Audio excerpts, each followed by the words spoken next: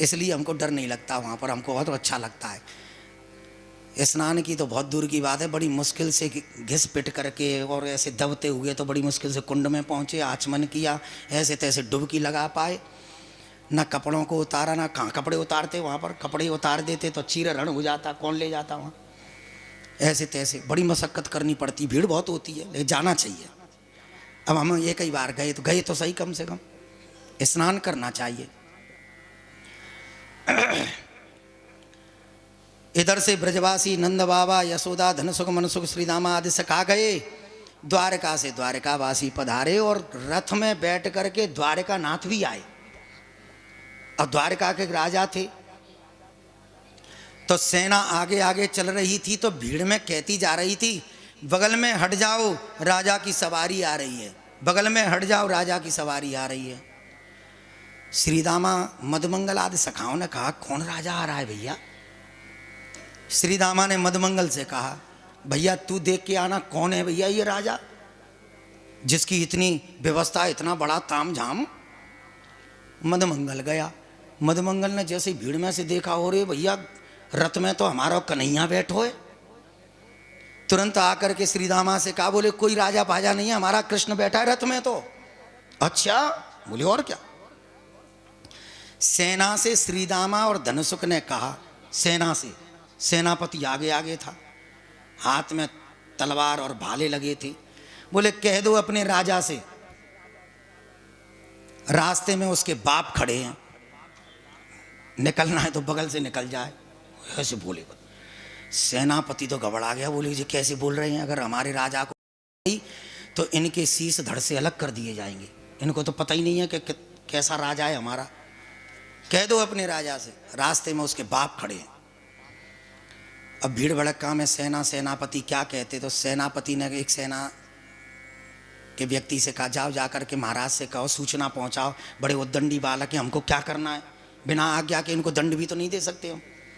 राजा के पास गया वो व्यक्ति, महाराज क्षमा करना, बड़े उद्दंडी बालक हैं मार्ग में, हमने कहा थोड़ा बगल में हट जाओ, तो कह रहे हैं कह दो अपने राजा से, रास्ते में उसके बाप खड़े हैं। श्री कृष्ण समझ गए, हो ना हो, या तो मेरा श्रीदामा होगो या धनसुख होगो, समझ गए, वो तो जानते थे। और संसार में मुझसे ऐसा कौन कह सकता है।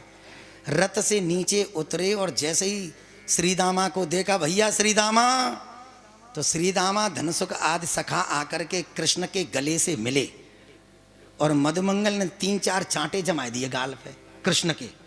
हाँ, सेनापति तो देखते रह गए, बोले ये कौन है जो राजा को चांटे मार रहा है? बोले तुझसे बात नहीं करूंगा, 100 दंडौत लगा मेरे लिए, नाक रगड़ मेरे चरणों में। और वास्तव में कृष्ण ने, मधुमंगल पंडित का लड़का था, पुरोहित का बेटा था, नाक रगड़ी उसने 108 बार नाक रगड़वाई और रगड़ी उसने। मित्र है, मित्र तो मित्र है, एक दूसरे से अंक से मिले, नेत्रों से अश्रुधारा बह रही है, एक दूसरे का सम्मान किया है। यशोदा मैया से अंक से लगा करके मिले हैं, मैया बड़ी प्रसन्न हुई, लाला तू तो बहुत बड़ो है गयो।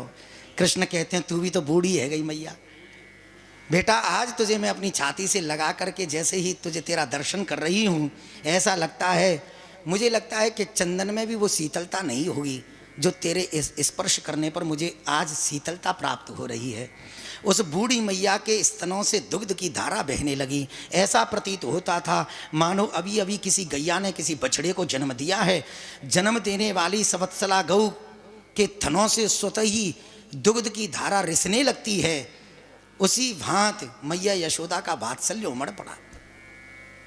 मैया मैं अकेला नहीं आया हूँ, तेरी बहुएं भी मेरे साथ आई हैं।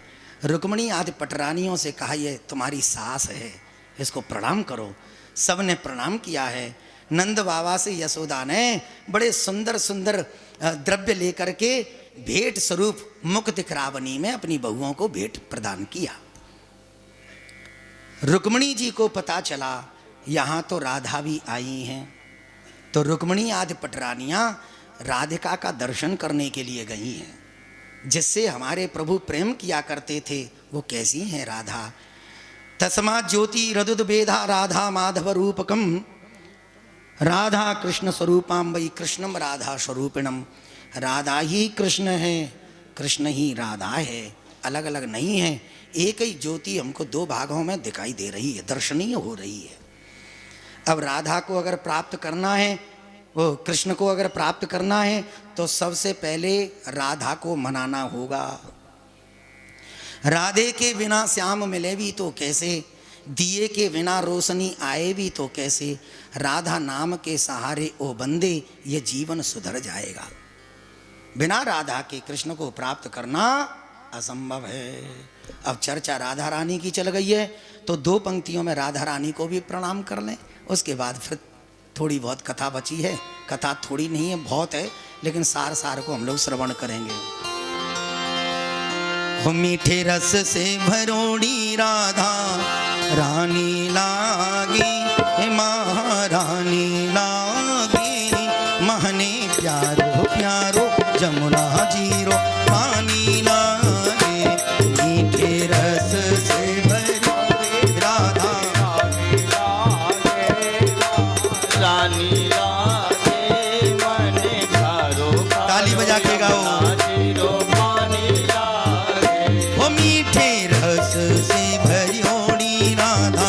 रानी लागी वो महारानी लागी, महने प्यारो प्यारो जमुना जीरो पानी लागी, मीठे रस से भरोड़ी राधा रानी लागे, महारानी लागे, मने प्यारो प्यारो जमुना जीरो पानी लागे।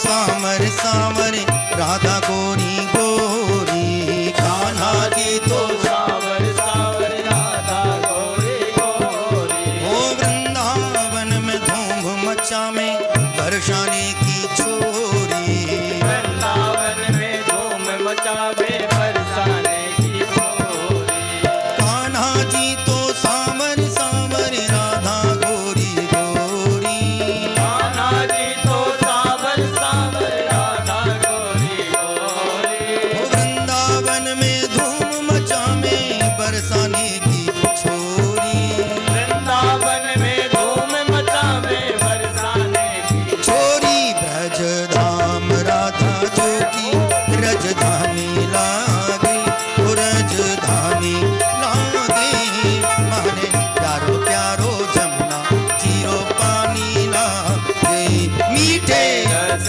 से भरोड़ी राधा रानी लागे, राधा रानी लागे, मने प्यारो प्यारो यमुना जीरो पानी लागे।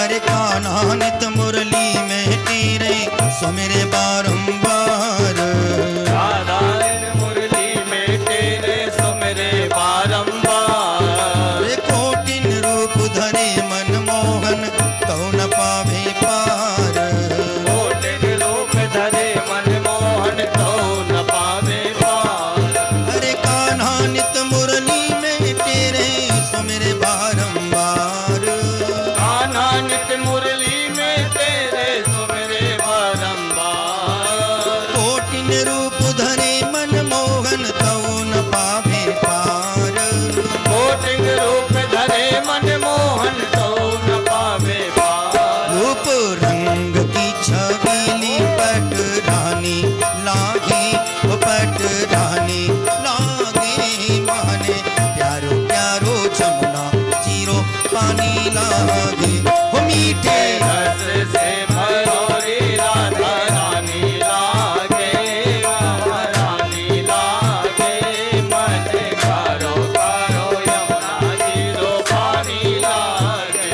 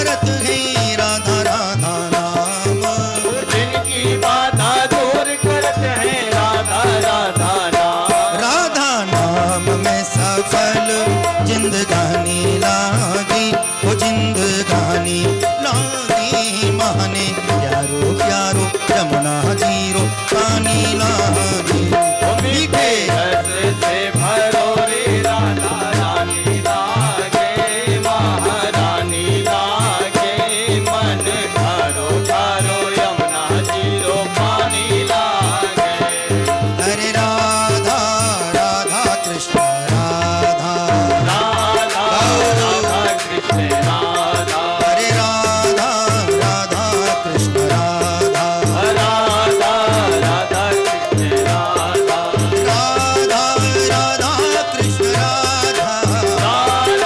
राधा कृष्ण राधा राधा राधा कृष्ण राधा राधा राधा कृष्ण राधा राधा राधा कृष्ण राधा ओ राधा राधा कृष्ण राधा राधा राधा कृष्ण राधा बोलो राधा राधा कृष्ण राधा राधा राधा कृष्ण राधा हे राधा राधा राधा राधा कृष्ण राधा राधा राधा राधा राधा कृष्ण राधा ओ राधा राधा राधा राधा कृष्ण राधा राधा राधा राधा राधा कृष्ण राधा राधा राधा राधा राधा कृष्ण राधा राधा राधा राधा राधा कृष्ण राधा राधा राधा राधा राधा कृष्ण राधा राधा राधा राधा राधा कृष्ण राधा ओ राधा राधा कृष्ण राधा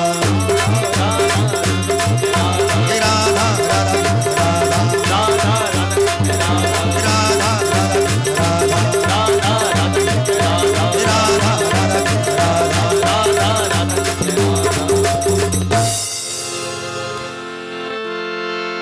राधे मेरी स्वामिनी और मैं राधे को दास जन्म मुख दीजियो श्री वृंदावन को वास सब द्वारन को छाणी के मैं आयो तेरे द्वार ओ वृषभानु की लाडली नक मेरी ओर निहार। राधा के चरणों से ही कृष्ण के चरणों का रास्ता हमको प्राप्त होता है। बोलो राधे राधे।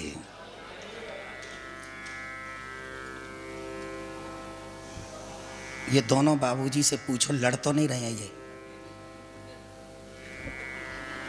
हमें चिंता है गई, ऐसे बात कर रहे थे कि लड़ाई है गई का दोनों। यहाँ मत लड़ियो भैया, 7 दिन आज लड़ाई पे ही तो चर्चा चली है हमारी। वो बाबूजी का दोष नहीं है, वो आज ही आए हैं तो उनको पता नहीं है कि यहाँ क्या नियम से कथा चल रही है, कैसा शेड्यूल रहा होगा यहाँ का, इसलिए कोई बात नहीं। और जो 7 दिन से यहाँ कथा में बैठे हैं उनको तो सब पता है कि कथा किस रूप में चल रही है। पेन ड्रॉप साइलेंट, अगर सुई भी डाल दो तो आवाज़ आ जाएगी, इस पद्धति से कथा चल रही है। संगीत वाले पंडित जी लोग बेचारे देखो कैसे शांत बैठते, टिन्न पुण्य भी नहीं करते, नहीं कथा में डिस्टर्ब होगा। संगीत का मतलब है जैसे रोटी पे थोड़ा सा घी लगा दो तो स्वाद बढ़ जाता है, उसके लिए है। और ज़्यादा ही घी उड़ेल दिया अजीर्णे भोजनम विषम, घी नहीं पचेगा। नाच गाना कूदना और संगीत भंगीत बहुत ज़्यादा ही होने लगे तो कथा का सार खत्म हो।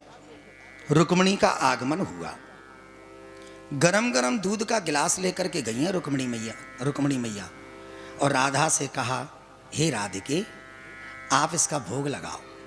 तो राधा रानी कहती हैं, क्षमा करना बहन, हम जब से द्वारका नाथ जी वृंदावन को छोड़ करके द्वारका गए हैं तब से हमने दूध ही नहीं पिया। तो रुक्मिणी ने झूठ बोल दिया, ये दूध तो कृष्ण ने ही आपके लिए भेजा है, ऐसे कह दिया। और गरम गरम दूध था, छुड़ा करके गिलास एक ही श्वास में गट गट करके पी गई।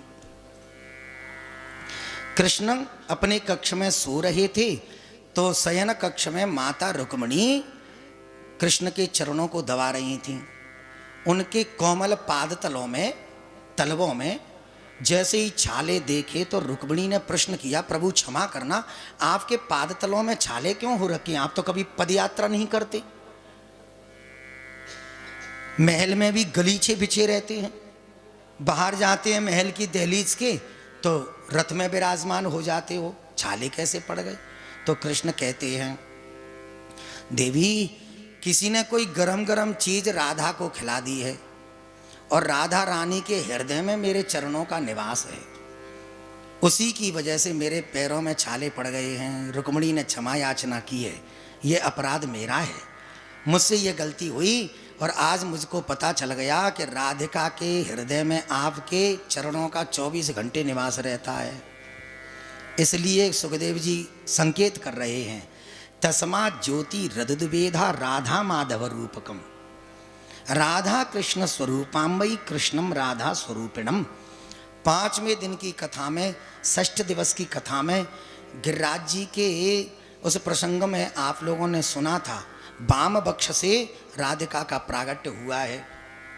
आह्लादनी शक्ति है, आह्लाद माने प्रसन्नता, कृष्ण की मुस्कुराहट ही राधा है, ऐसे समझ लो। राधिका रानी कौन है? वो कृष्ण की मुस्कुराहट है। इसलिए एक बार फिर से प्रेम से कहो, राधे राधे। सबसे मिलकर के लौटे हैं, द्वारिका में पधारे तो देवकी मैया ने कृष्ण से कहा, हे कृष्ण, हमने सुना है तुम जब उज्जैन नगरी में गुरु के वहाँ पढ़ने गए थे तो गुरु जी के पुत्र को तुमने ला करके दिया समुद्र में से। बोले हाँ माँ, सही सुना आपने, ऐसा हुआ था। बोले बेटा, तूने गुरु जी के पुत्र को ला करके दिया, ऐसे ही तू मेरे ऊपर कृपा कर। मेरे भैया कंस ने मेरे 6 पुत्रों की नृशंस हत्या कर दी थी, मैंने तो उनका मुख भी अच्छे से नहीं देख पाया था, क्या तू मेरे उन 6 पुत्रों से मिला सकता है? अरे जरूर मिलाएंगे। संयमनीपुरी में गए, अपने 6 छोटे भैयाओं को कृष्ण ने ला करके देवकी मैया की गोद में दिया। सभी बच्चों ने देवकी मैया का स्तनपान किया और सबको वैकुंठ की प्राप्ति हो गई। सुभद्रा का विवाह कृष्ण ने कृष्ण के द्वारा अर्जुन के साथ सुसंपन्न हुआ। राजा परीक्षित गदगद हो गए। राजा परीक्षित कौन है? अर्जुन के नाती हैं, सुभद्रा के नाती हैं। सुभद्रा दादी है परीक्षित की। परीक्षित जी ने कहा, हमारे दादी और दादाजी का विवाह कैसे हुआ महाराज, ये तो जरूर सुनाओ। तो सुखदेव गुरुदेव ने सुभद्रा के विवाह प्रसंग को भी सुनाया। बोले भैया, बलराम जी का शिष्य था दुर्योधन, तो दुर्योधन के साथ में अपनी बहन का विवाह करना चाहते हैं बलदेव जी। और बचपन से अर्जुन द्वारिका में आते जाते रहे, तो अर्जुन का प्रेम हो गया सुभद्रा के साथ और सुभद्रा का प्रेम हो गया अर्जुन के साथ। अब दोनों एक दूसरे को चाहते हैं। मन में विचार आया कि हम लोग विवाह भी करेंगे। अब इसके विषय में बलदाऊ जी को पता नहीं है, लेकिन कृष्ण को पता है। कृष्ण को जैसे ही पता चला कि परसों ही बलराम जी सुभद्रा की सगाई करने के लिए दुर्योधन के पास जाने वाले हैं, तो कृष्ण घबरा गए। हमारी बहन तो अर्जुन को चाहती है और बलराम जी दुर्योधन के साथ सगाई करने वाले हैं, क्या करें? तो अर्जुन ने समाचार भिजवाया, कृष्ण ने समाचार भिजवाया अर्जुन को, अर्जुन जल्दी से आओ और हमारी बहन सुभद्रा का अपहरण करके ले जाओ। बोले महाराज ऐसे कैसे हो सकता है? बोले इसके अलावा कोई उपाय नहीं है, क्योंकि बलराम जी दुर्योधन के साथ सगाई करना चाहते हैं हमारी बहन की। अर्जुन ने कहा, महाराज तो मैं कैसे अपहरण करूंगा, बलदाऊ जी को पता चल गया तो मेरी खैर नहीं है, आप ही उपाय बताओ, आप मेरे गुरु जी हो। अर्जुन के गुरु जी कृष्ण है। तो कृष्ण ने युक्ति बताई, तुम ऐसा करो, नकली महात्मा बन के द्वारिका में आओ। तो नकली साधु बन के अर्जुन पहुंचे द्वारिका में और बगीचे में जाके बैठ गए। नकली दाढ़ी, नकली मूछें, नकली जटाजूटें, मोटे मोटे रुद्राक्ष की माला, हाथ में त्रिशूल और चिमटा लेकर के और बगीचे में धूनी रमा करके बैठ गए, अलग निरंजन। अब गांव में कई प्रकार के व्यक्ति होते हैं। एक व्यक्ति ने आके धूनी रमाए बाबा को देखा तो कहा, बाबा थोड़ा हमारा हाथ देख करके बता, हमारा जीवन कैसा होगा। आजकल का अगर कोई व्यक्ति होता तो बाबा के पास जाके, बाबा ये बताओ कल सट्टा में कौन सा नंबर आएगा। हाँ, आजकल के कलियोगी हैं, जहाँ बाबा देखे और बस गांजा थोड़ा सा लेकर के चिलम में भरा और बाबा को अपने बस में किया, ऐसा करते लोग।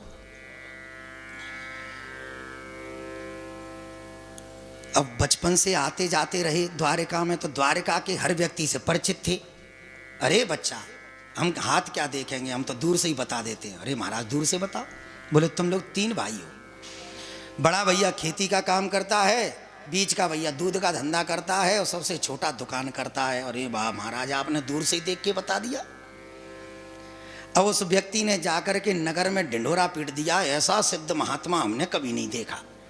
अरे दूर से ललाट की रेखा पढ़ करके बता देता है, और चमत्कार को नमस्कार है। यहाँ तो जहाँ पता चला कि वहाँ तो गोलगप्पे में मीठी चटनी खाता है आदमी के काम बन जाते हैं। फिर देखो लाइन लगेगी कि नहीं लगेगी। भीड़ लग गई, और उसी भीड़ में से समाचार मिला बलराम जी को कि कोई महात्मा आया है। तो महात्मा जान करके बलराम जी उनके पास पहुँचे। बलराम जी ने महात्मा से कहा, महाराज सबके विषय में आपने बताया, कुछ हमारे विषय में बताओ। थोड़ा इसको दबाना, थोड़ा हमारे विषय में बताओ।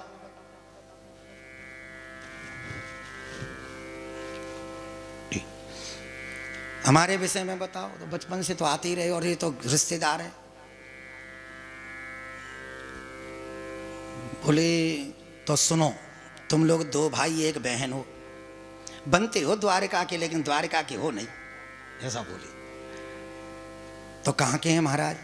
अरे बोले मथुरा में तुम्हारे मामा के जेल खाने में तुम लोगों का जन्म हुआ, गोकुल में रहे, 4 वर्ष तक तुम गोकुल में रहे, उसके बाद में वृंदावन चले गए, वृंदावन में कुछ दिन रहे, फिर मथुरा गए और मथुरा में जरासंध ने चढ़ाई करी, भयभीत होकर के तुम लोग द्वारिका में पड़े हो।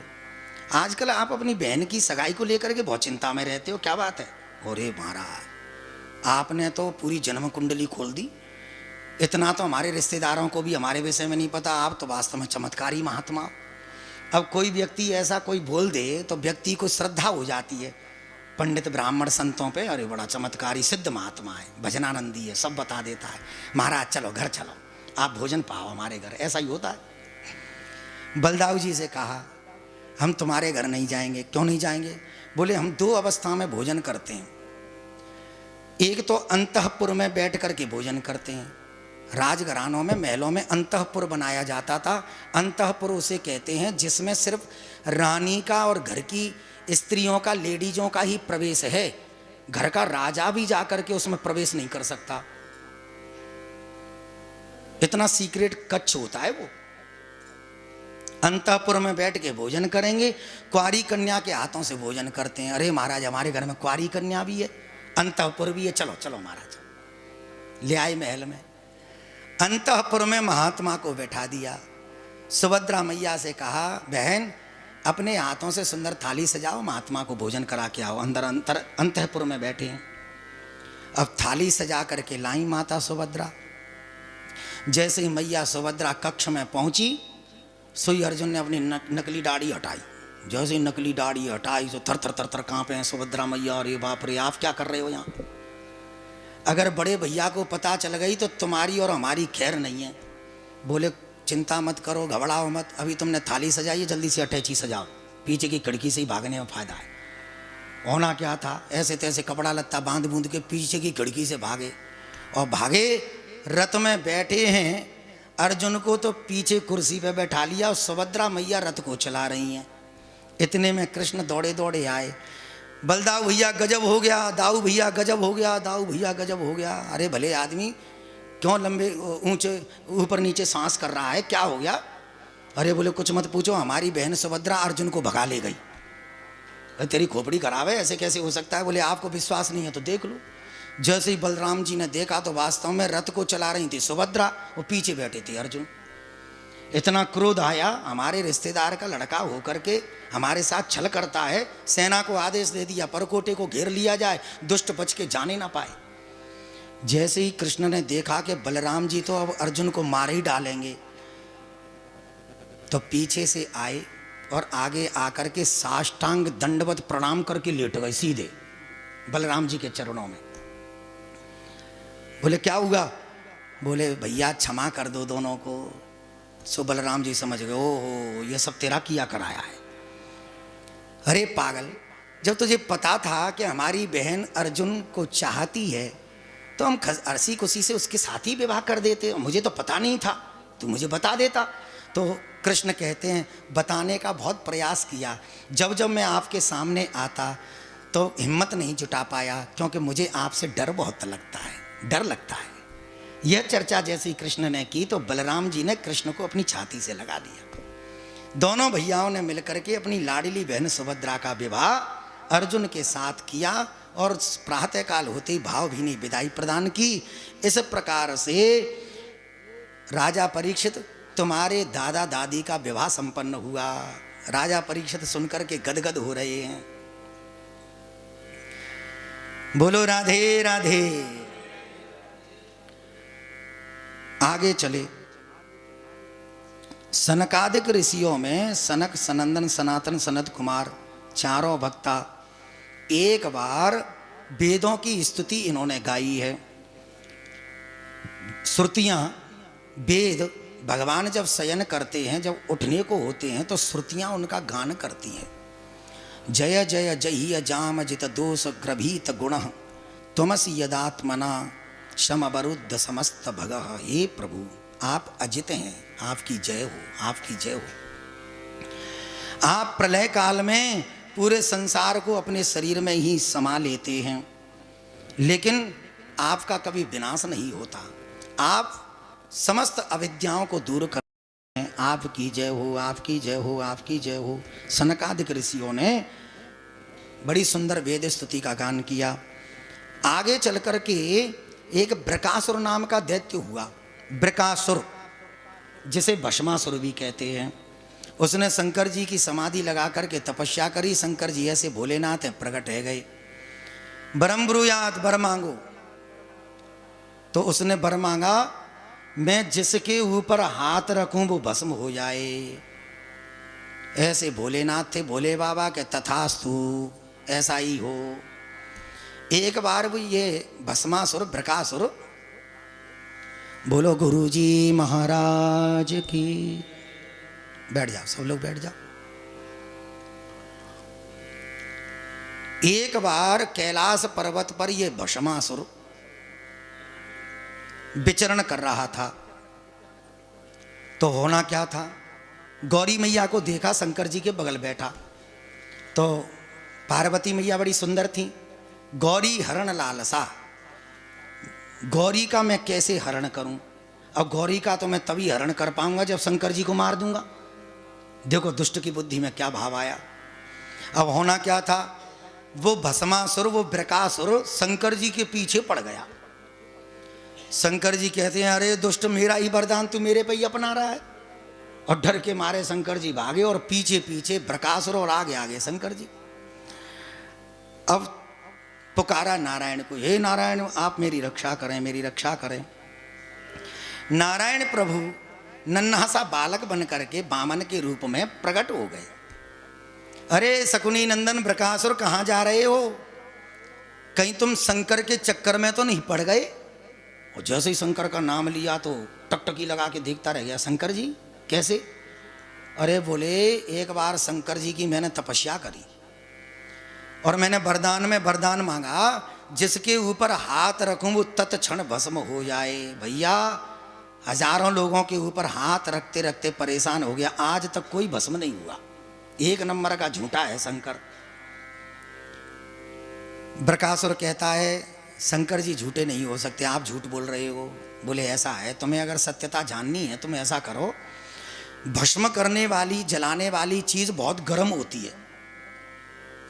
अब तुम्हारी हथेली भी अगर गर्माहट है तो तुम ऐसा करो, इतनी ऊंचाई पर हाथ रखो सिर के, गरम गरम लगे तो तुरंत फुर्ती में हटा लेना। ठीक है साहब। बातों में फंस गया और जैसे ही बातों में आया तो इतने ऊपर हाथ किया तो होना क्या था, कहाँ गरम गरम लगा? बोले बिल्कुल भी नहीं लगा। हम तो पहले ही कह रहे थे तुझे मेरी बात का विश्वास ही नहीं है, थोड़ा सा और नीचे करके देख ले। उसने थोड़ा सा और नीचे किया, बोले गरम गरम लगा? बोले बिल्कुल भी नहीं लगा। हम तो पहले ही कह रहे थे एक नंबर का झूठा है, थोड़ा सा और नीचे कर लो। उसने और थोड़ा सा नीचे किया, बोले गरम गरम लगा? बोले बिल्कुल भी नहीं लगा। तुम ऐसा करो, एक बार रख के ही देख लो। आ गया बातों में। उसने जैसे ही हाथ अपने सिर पर रखा तो तत्क्षण भस्मीभूत हो गया, भस्म हो गया। अब पेड़ के पीछे छुपे खड़े थे शंकर जी, डर के मारे। नारायण से कहा, प्रभु अगर सही समय पर आप प्रकट न होते तो ये दुष्ट मुझे मार देता। तो कृष्ण नारायण कहते हैं, अब तो सुधर जाओ, कब तक भोलेनाथ बने रहोगे? दुनिया अपडेट हो गई, नया वर्जन प्राप्त हो गया दुनिया की बुद्धि में, और तुम वहाँ के वहीं हो। लोग बाग 5 रुपया का सड़ा हुआ नारियल तुम्हारी खोपड़ी पे दे के मारते हैं, 5 लाख की डिमांड करते हैं। कब सुधरोगे तुम? दुनिया बहुत चालाक है भैया। आप लोग भी तो यही करते हो, खुला पैसा पहले तो ढूंढेंगे, 5 मिनट लगता है खुला रुपया ढूंढने में भी, और खुला रुपया मिल गया तो ऐसा, कई लोग तो इतने जोर से मारते हैं कि चरणों में तो गिरता नहीं है, रुपया पड़ता है माथे पर, राम जी के माथे खोपड़ी पर टन, उनकी खोपड़ी भी दन्न हो जाती होगी, बोले आज बड़ा कर्रा चेला आया है। ऐसे फेंक के मारते हैं। पैसा फेंकना नहीं चाहिए ऐसे। दान पात्र बने होते हैं, दान पात्र में चढ़ाओ और बड़े शांति से ऐसे शटर में से भीतर डाल दो, क्या परेशानी हो, ऐसे फेंक के मारते हैं। कई लोग हवन भी करते हैं तो हवन की परंपरा के विषय में उनको मालूम नहीं होता, खड़े खड़े दोना में ले लेंगे, वहीं से फेंकेंगे, सामने वाले जो जजमान बैठे होते हैं उनकी खोपड़ी पे गिरता है, हवन कुंड में नहीं गिरता वो, ऐसे, क्यों? मालूम ही नहीं है उनको कैसे करना चाहिए।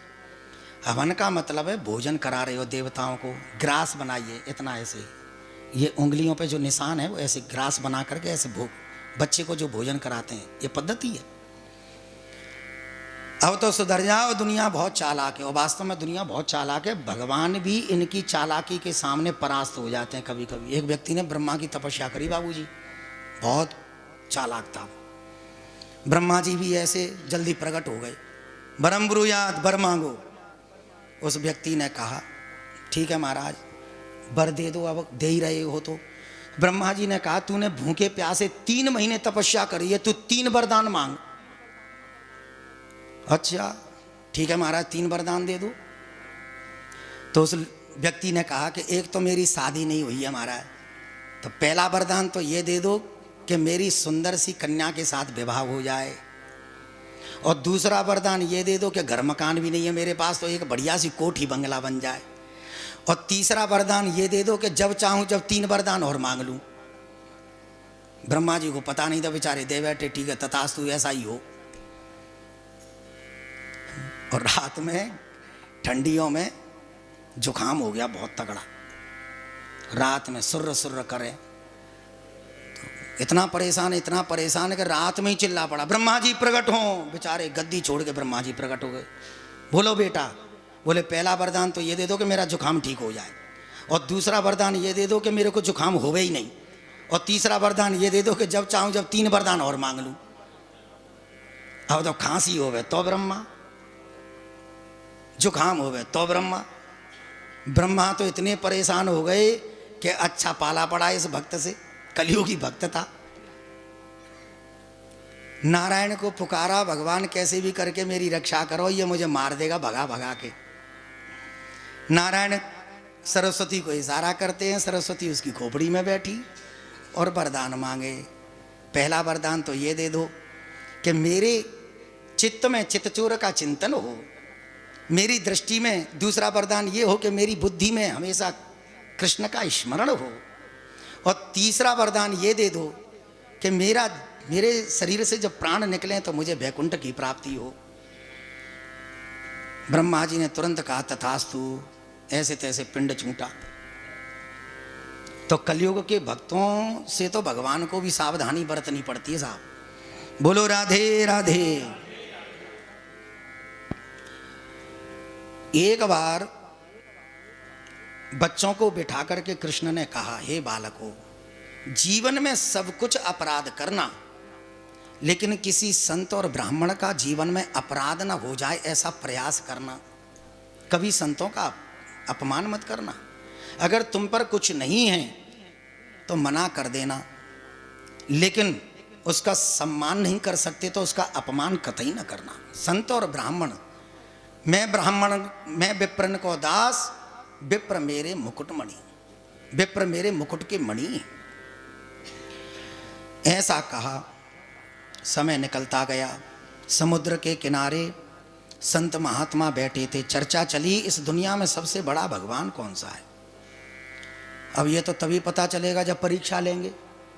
भृगु महाराज से कहा कि आप ही परीक्षा लेके आओ, तो भृगु महाराज गए। सबसे पहले शंकर जी के पास गए, शंकर जी को उल्टा सीधा कहा तो शंकर जी को क्रोध आ गया, बोले ये बड़े नहीं, इनको क्रोध आता है। ब्रह्मा जी को उल्टा सीधा कह दिया तो ब्रह्मा जी को भी क्रोध आ गया, बोले ये भी बड़े नहीं, इनको क्रोध आता है। क्षीर सागर में शयन करते हुए नारायण की छाती पर चरण प्रहार किया। जैसे ही नारायण की छाती पर चरण प्रहार किया तो प्रभु नारायण जागे और उठ कर के बैठे और कहा, अतीव कोमलौ तातः चरणौ ते महामुनि, ए महामुनि आपके चरण अति कोमल हैं, आपको चोट लग गई होगी क्योंकि मेरी छाती अति कठोर है, लाओ हम आपके चरणों की सेवा कर देते हैं। दुनिया में खड़े होकर के चिल्ला चिल्ला करके कहा, इस दुनिया में सबसे बड़ा अगर कोई है तो वो नारायण है, क्षमा बड़े को चाहिए छोटे को अपराध, कहा हरि को बिगड़ गयो जो भृगु ने मारी लात। अब गुरुदेव को सूचना देंगे, उसके बाद में फिर कथा का क्रम। अच्छा हाँ जी, नहीं बोल जी जी। हमारे मध्य में हम सब लोगों का सौभाग्य है, श्रीमद् भागवत राम कथा के बहुत सुंदर प्रवक्ता, मार्मिक प्रवक्ता और सरल मूर्ति डॉक्टर श्री नीलिम त्रिपाठी जी जो भोपाल से पधारे हैं, श्रीमान विमल कुमार जी जो हरिद्वार से ही पूर्व राज्य मंत्री रहे हैं उत्तराखंड सरकार के, वो भी यहाँ पधारे हैं, डॉक्टर जितेंद्र सिंह हरिद्वार से पधारे हैं, वो सामाजिक कार्यकर्ता, समाज सेवा में उनका कार्य काफ़ी रहता है। श्री कालका प्रसाद यादव जी चकबूंदी अधिकारी पतंजलि योगपीठ हरिद्वार से ही पधारे हैं और वह भी आए और उनको बुलाना है महाराज जी, आइए उनका सम्मान होगा। ठीक, अब हम चाहेंगे कि पूज्य महाराज श्री हमारे बीच में विराजमान हैं, वो भी समय को देखते हुए अपना गागर में सागर, क्योंकि वक्ता को तो भगवान की ऐसी कृपा प्राप्त होती है, एक शब्द पर 1 महीना बोल दे, तो समय को जान करके अपने शब्दों को हम सब लोगों को आशीर्वचन रूप में प्रदान करें। पूज्य श्री त्रिपाठी जी महाराज।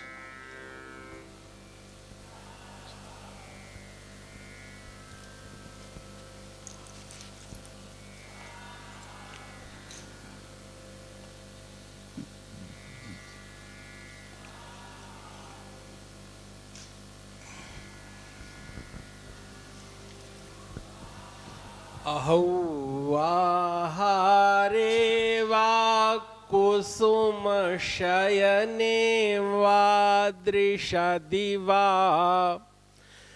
मणौवालोष्टे वा बलवती रिपौ वा सुहृदिवा तृणे वा स्त्रैणे वा मम समदृशो यान्तु दिवसा क्वचित् पुण्यारण्ये शिव शिव शिवेते प्रलपतः। अत्यंत आनंद हो रहा है। अगर ब्रह्मांड में कहीं आभा ओज तेज का विस्तार हो रहा होगा तो इस भारत भूमि में निश्चय ही दिव्य प्रकाश फैल रहा है, और उसमें भी देवभूमि हिमालय जगमगा रहा है। और इस हिमालय में जहां रघुकुल तिलक मर्यादा पुरुषोत्तम भगवान श्री राम की तपस्थली तपोवन के निकट इस ब्रह्म में जहां लगता है नित्य निरंतर ब्रह्म की चेतना से सृजन धर्मा वे ब्रह्मा यहां नित्य वरद मुद्रा में विराजमान रहते हैं, उनकी कृपा बरस रही है। यहाँ भगवान का दिव्य भव्य विग्रह है। वरद मूर्ति में हनुमान जी विद्यमान हैं। रामानंद संप्रदाय के आचार्य भगवान रामानंद जी दिव्य मूर्तिमंत प्रत्यक्ष अपने शिष्य के रूप में, मानो ऐसा लगता है कि दया रामदास जी के रूप में वे ही विद्यमान हैं। उनकी दिव्य आभा ओज तेज से हम सब निरंतर गदगद हो रहे हैं। यह परिक्षेत्र अत्यंत महान है।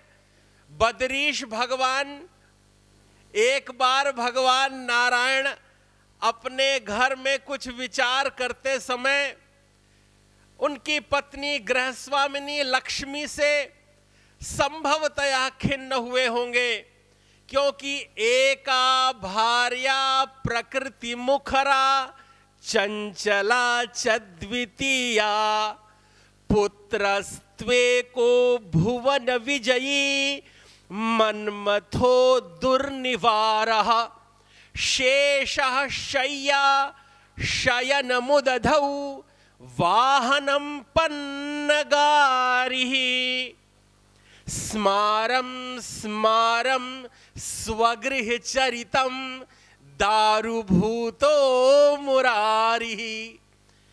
भगवान ने विचार किया होगा कि मेरी एक गृहस्वामिनी तो चंचला है, रुकती ही नहीं है, और एक इतना बोलती हैं कि चुप होती ही नहीं है। यहाँ तो शरीर वाले एक दूसरे को परेशान करते हैं।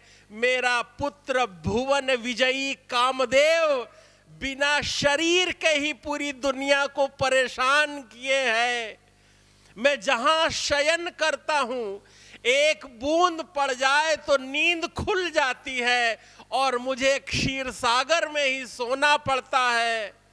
जिसका नाम ले लो तो रात भर कमरे में नींद ना आए, वही मेरी शायिका है। भगवान ऐसा स्मारम स्मारम स्मरण कर करके जगन्नाथ भगवान के रूप में दारुभूतो मुरारी, मानो भगवान को भी काट मार गया। वे आए थे यहां भगवान शिव की शरण में केदारनाथ में, क्योंकि यह केदार खंड है। केदार खंड एक अप्रतिम भगवान शिव का क्षेत्र है। नारायण समाधि लगाने के लिए आए और जब समाधि लगाया, उनके ऊपर धूप आ रही थी, तो गृह स्वामिनी भार्या प्रमदा वे लक्ष्मी जी आई और वहां पर छाया करके खड़ी हो गईं और बेर के वृक्ष के रूप में रहीं। इसलिए भगवान ने जब देखा कि कौन छाया कर रहा है, ये सुगंधि से वे पुष्ट होने लगे, तब उन्हें लगा कि ये तो बदरी के वृक्ष में के रूप में माँ लक्ष्मी जी ही हैं, और भगवान बदरीश हो गए, बद्रीनाथ बन गए। इसलिए यह धाम, यह मार्ग बद्रीनाथ को जाता है। अब आप कुछ सीढ़ी चढ़ चुके हैं, भगवान आपकी ओर देख रहे हैं, भगवान के रजिस्टर में आपका नाम लिख गया है। तपोवन क्रॉस कर गए हैं, ब्रह्मपुरी पहुंच गए हैं, मणि पर्वत पर बैठे हैं। वहां केदार खंड में तो जो भैरव हैं, उन भैरव का काम है कि उन्होंने दोनों कानों में घंटे पहन रखे हैं, और कोई गोपाल राधा कृष्ण गोविंद गोविंद जय गोपाल राधा कृष्ण गोविंद गोविंद जय गोपाल राधा कृष्ण गोविंद गोविंद जय गोपाल राधा कृष्ण गोविंद गोविंद कृष्ण गोविंद गोविंद कृष्ण गोपाल गोपाल कृष्ण गोविंद गोविंद कृष्ण गोविंद गोविंद कृष्ण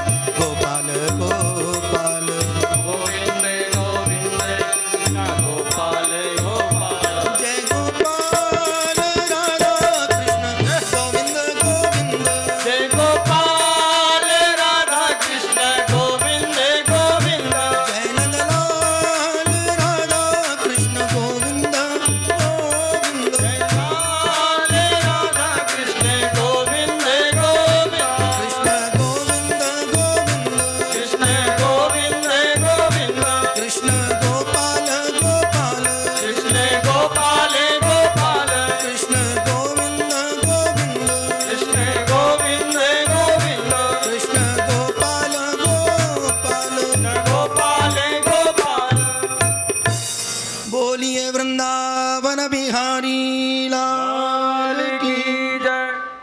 एक बार भाव और श्रद्धा से सब मिल करके कहें राधे राधे। राधे राधे। विश्वामित्रो शिताखंडवो दुर्वासा भृगुरंगिरा कश्यपो वामदेवो त्रिवसिष्ठो नारदादयः। कश्यप हैं, विश्वामित्र हैं, कंडव ऋषि हैं, दुर्वासा हैं, भृगु हैं, अंगिरा हैं। ये समस्त ऋषि समुद्र के किनारे पर बैठे भगवत चर्चा कर रहे थे। उसी समय सांब नाम का जो बेटा है कृष्ण का, बड़ा अति चंचल है। साड़ी पहन करके और पेट पर साड़ी बांध करके गर्भवती स्त्री बन करके अपने सखाओं के साथ आ गया। बोले पूछो महात्मा से, इस गर्भवती नारी के गर्भ से बेटा पैदा होगा कि बेटी पैदा होगी? बच्चों ने कहा महाराज ये बताओ, पृष्ठुम बिलज्जति साक्षात प्रभ्रूता मोघ दर्शना, इसके गर्भ से बेटा पैदा होगा कि बेटी? अब कोई आंखें बंद करे, कोई नाक बंद करे, कोई कान बंद करे, ये ना पता चल पाए कि ये गर्भवती नारी है कि कौन है। अब असली में होती तो पता चल जाता। ऐसे तैसे दुर्वासा संत को पता चल गया ये कोई और नहीं है, ये कृष्ण का बेटा है, अति चंचल है। हमारे भजन भाव में इसने विघ्न पैदा किया है, इसलिए श्राप दे दिया। जनिष्यति भूमंदा मुसलम कुलनाशनम। अरे मंद बुद्धि के बालकों, जब तुम कपड़ा हटा के देखोगे तो लोहे का मूसल निकलेगा, और जैसे ही कपड़ा हटाए तो लोहे का मूसल पैदा हुआ। वसुदेव जी से समाचार कहा ऐसा ऐसा हो गया है। बोले कृष्ण को बिल्कुल मत बताना, नहीं तो कृष्ण को बहुत दुख होगा। क्या करें अब इसका? बोले ऐसा करो, इसको कूटो, कूट कूट के इसको बुरादा बनाओ। बच्चों ने वसुदेव जी के कहने पर कूटना चालू किया, उसका बुरादा बना के समुद्र में फेंक दिया। देव योग से एक कील रह गई थी, उस कील को भी समुद्र में फेंक दिया। अब वसुदेव जी महाराज को तो इस घटना के विषय में पता ही था। वसुदेव जी महाराज बड़े दुखी हैं। बोले संतों का श्राप खाली नहीं हो सकता, अब हमारे कुल खानदान का नाश जरूर होगा। वसुदेव जी महाराज चिंतन कर रहे थे, इतने में नारद जी का आगमन हो गया द्वारिका में। नारद जी का खूब स्वागत किया।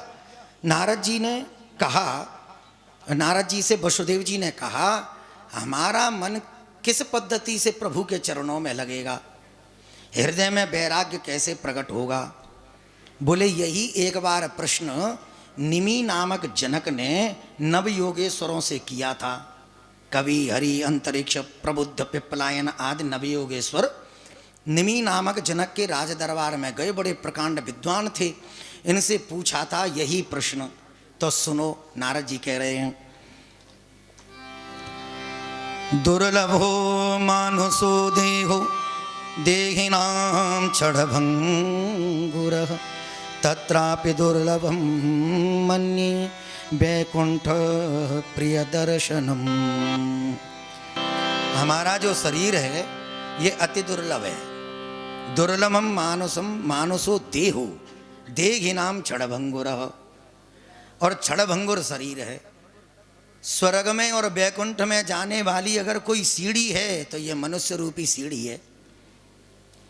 छत पे चढ़ने के लिए और छत से नीचे आने के लिए अलग अलग सीढ़ियां नहीं बनाई जाती। जिस सीढ़ियों से चढ़ कर के छत पर पहुंच गए उसी सीढ़ियों से उतर के छत से नीचे भी आ जाते हैं।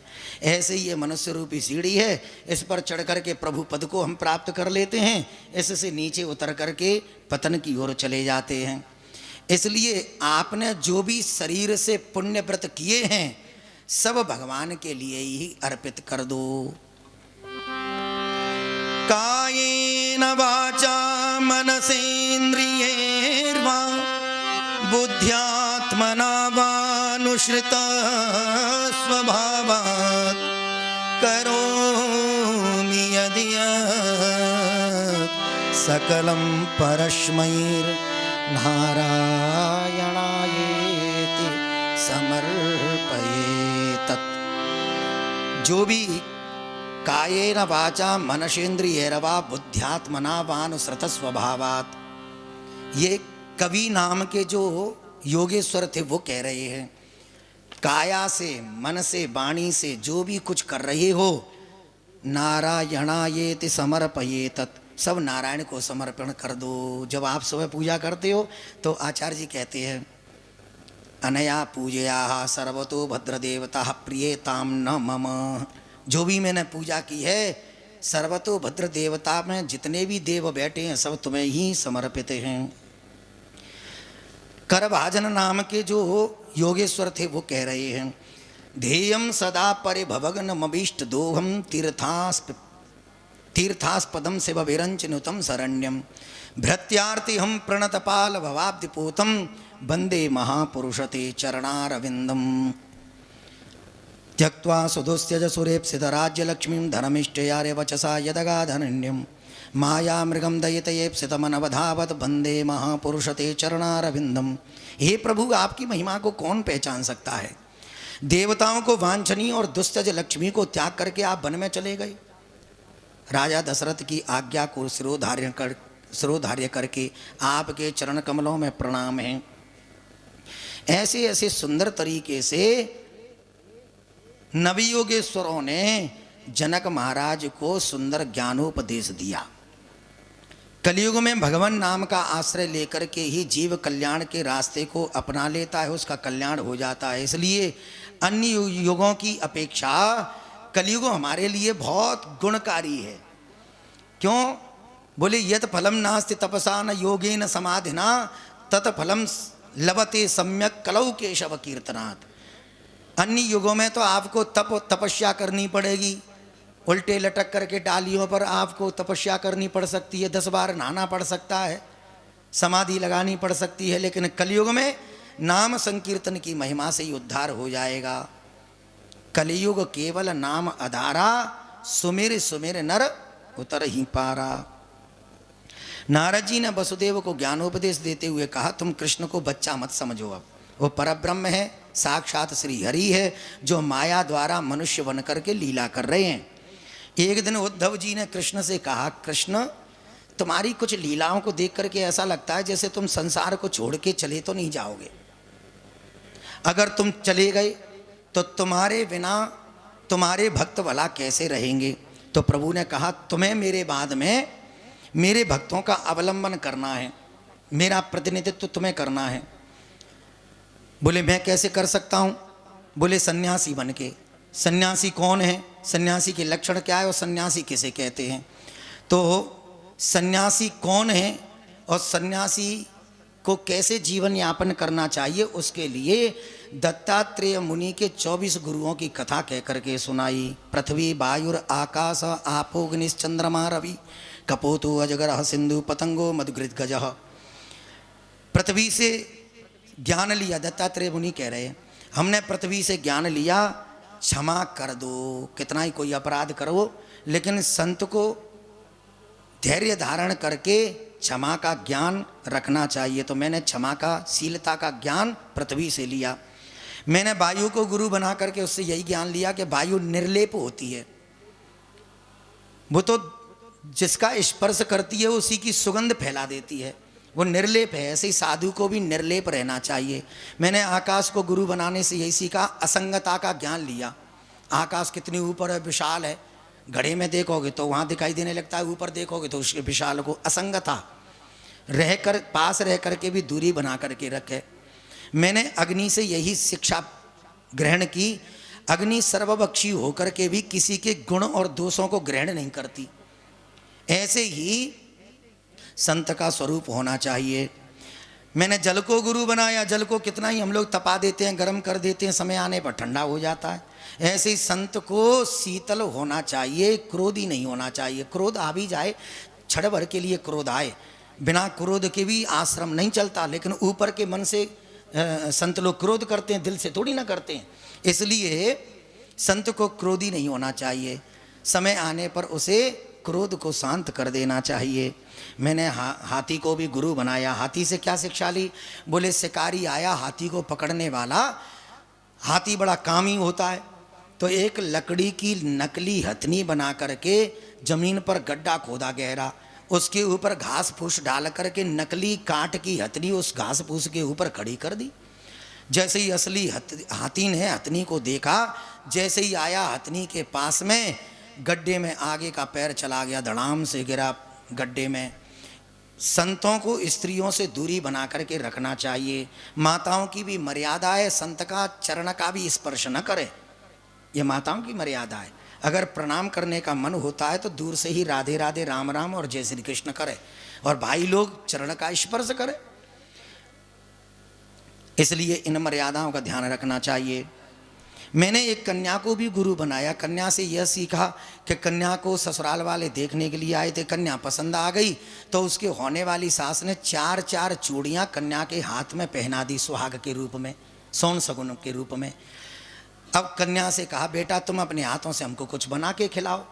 अंदर गई, गरीब घर की कन्या थी, कोटी से धान निकाले, धान कूटूंगी तो चावल निकलेगा। जैसे ही कूटने लगी चूड़ियों की आवाज़ आने लगी। अगर चूड़ियों की आवाज़ ससुराल वाले सुनेंगे तो क्या सोचेंगे, बेचारों के पास में खाने के दाने नहीं हैं, मेरे पिता की इज्जत नीची हुई। तो चूड़ियाँ उतारी, फिर से कूटना चालू किया तो 2-2 चूड़ी थी, 2-2 चूड़ी हाथ में थी तो आवाज़ आ रही थी। एक चूड़ी और उतार के रख दी, पूरी चूड़ी उतार नहीं सकती, सुहाग का चूड़ा है।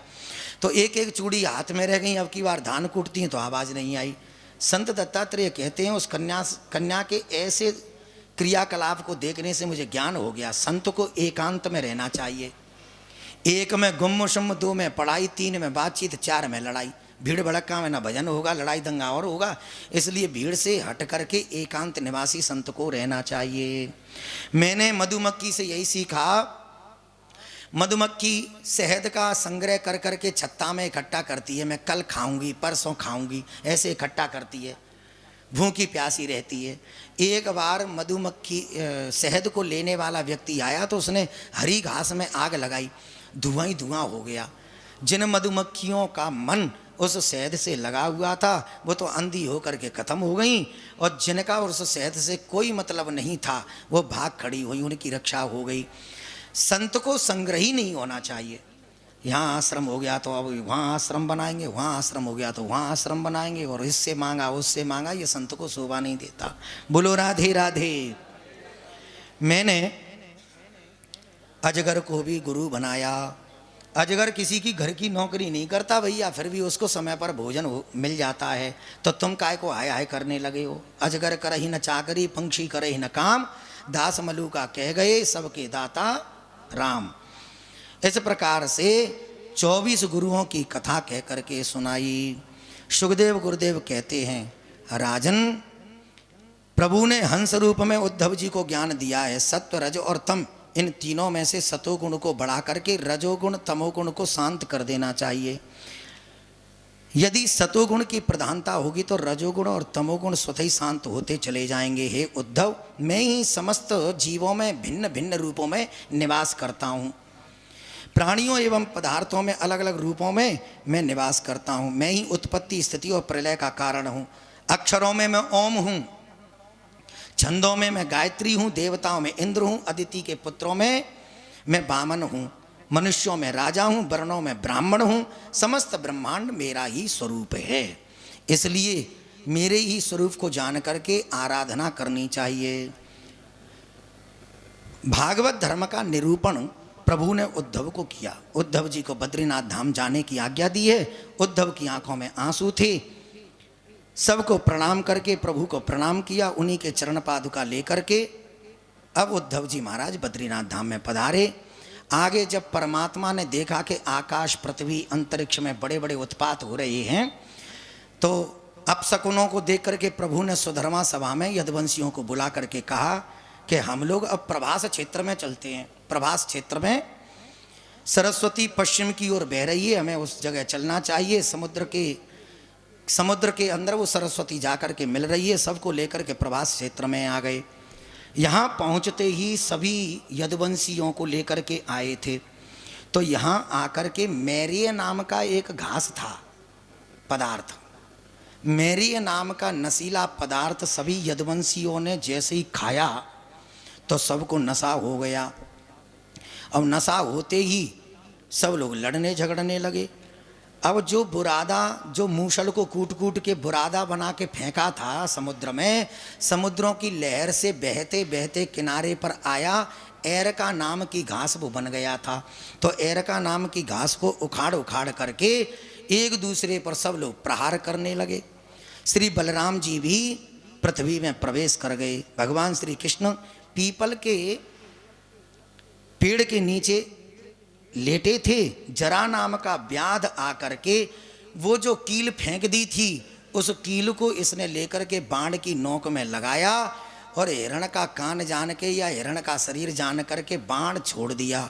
भगवान के चरण पादुका में लगा। चरण में जैसे ही लगा, होना क्या था, व्याध आकर के कहता है मुझसे अपराध हो गया, मुझे क्षमा करें, धोखे से बाण चल गया। कृष्ण कहते हैं मेरी इच्छा के विपरीत तो पत्ता भी नहीं हिलता, तुमने तो पूर्व जन्म का बदला ले लिया। पूर्व जन्म का? बोले हाँ, तुम पूर्व जन्म में सुग्रीव के बड़े भैया बाली थे, पेड़ के पीछे छुप करके राम रूप में मैंने तुम्हारे ऊपर बाण चलाया।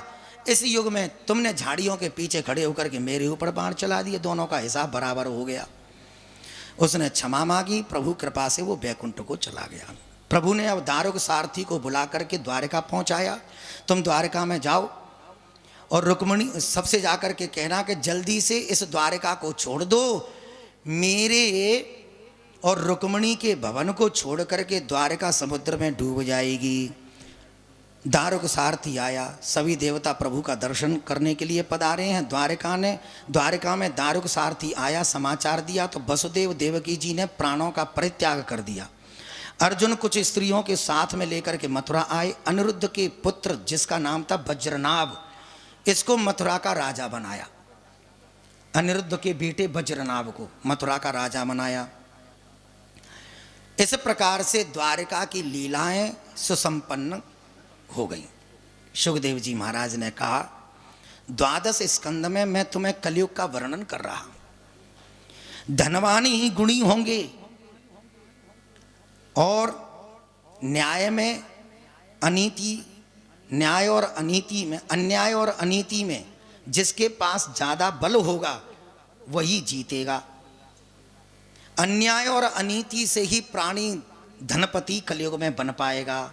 ईमानदारी की कमाई से कोई करोड़पति नहीं बनेगा। बोलो राधे राधे। विवाह में रुचि प्रधान हो जाएगी। विवाह जब होंगे तो रुचि कर विवाह होंगे, जिसे आज की भाषा में लव मैरिज कह सकते हैं। अरेंज मैरिज नहीं होंगी। माता पिता जहाँ कहेंगे बेटा तेरी शादी वहाँ करेंगे, नहीं नहीं मैंने लड़की देख ली है, और जिद करके वो लड़का वहीं शादी करेगा। माता पिता बेचारे क्या कहेंगे। कलयुग में माता पिता का सम्मान कम होने लगेगा, कन्याओं का क्रय और विक्रय होने लगेगा। लोग बाग एक दूसरे से कपटपूर्ण व्यवहार करने लगेंगे। जनेऊ पहन करके तिलक लगा करके शूद्र ही कहेंगे, देखो देखो हमने जनेऊ पहन रखा है, हम ब्राह्मण हैं। और जिसके पास में शब्द संबोधन का ज्ञान होगा वही गुणी माना जाएगा। फिर ऐसी गद्दियों पर बैठ करके शूद्र कथा का व्याख्यान करेंगे। परिवारों में कलह कलेश होने लगेगा, गैया विष्ठा खाने लगेंगी। माता और पुत्र के मध्य की जो मर्यादा है सब खत्म हो जाएगी। अर्जुन एक बार कृष्ण के साथ में भ्रमण कर रहे थे जंगल में, तो एक कुआं 3 कुओं को भर रहा था। तीनों कुएं लबालब भर रहे थे। आगे गए तो 3 कुएं मिलकर के एक कुएं को भर रहे थे। तो 3 कुओं के भरने पर भी वो एक कुआं भर नहीं पा रहा था।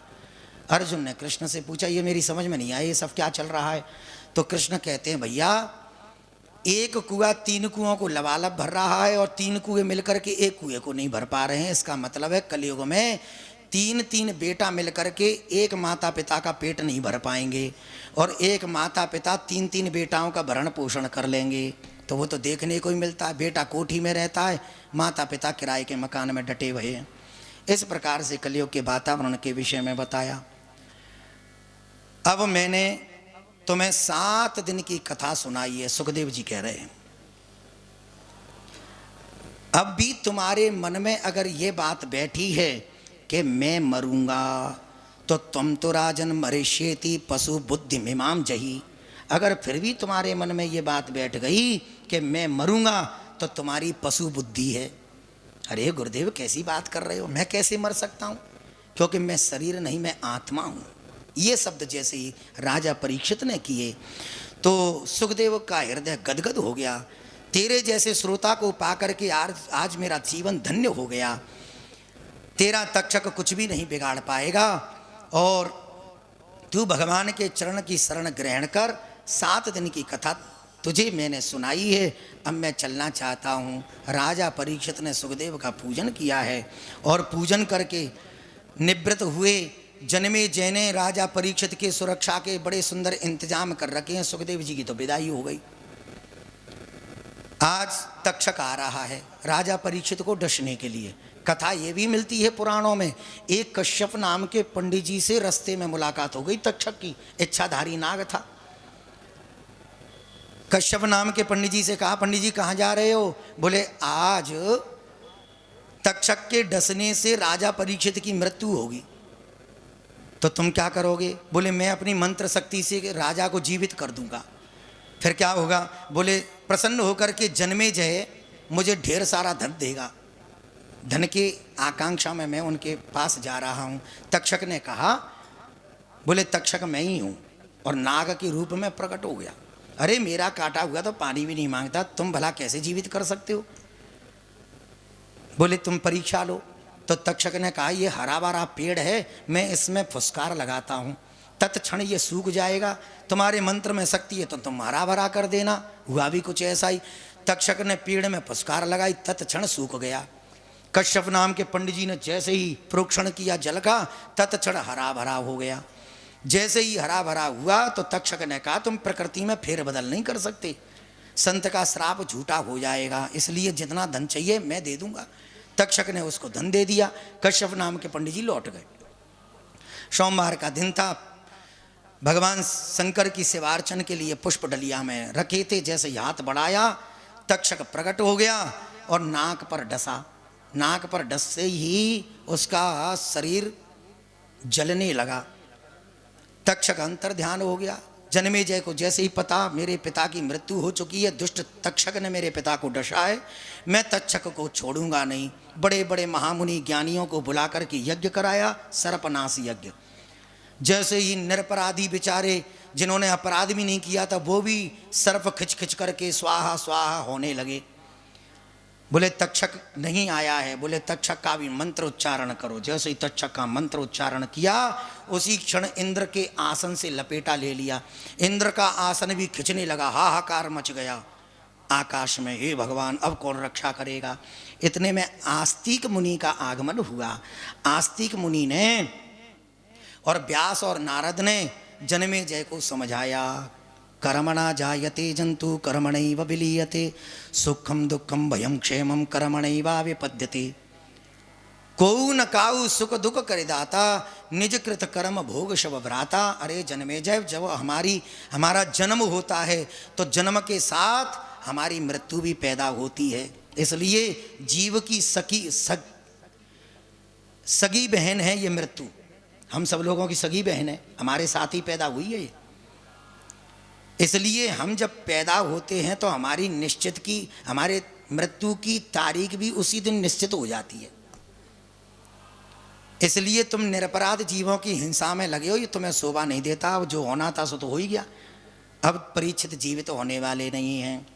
होना क्या था? विमारूढ़ हो करके परीक्षित वैकुंठ गए, प्रभु के चरण कमलों में विलीन हो गए थे। जन्मे जय ने अब सर्पनाश यज्ञ विश्राम किया।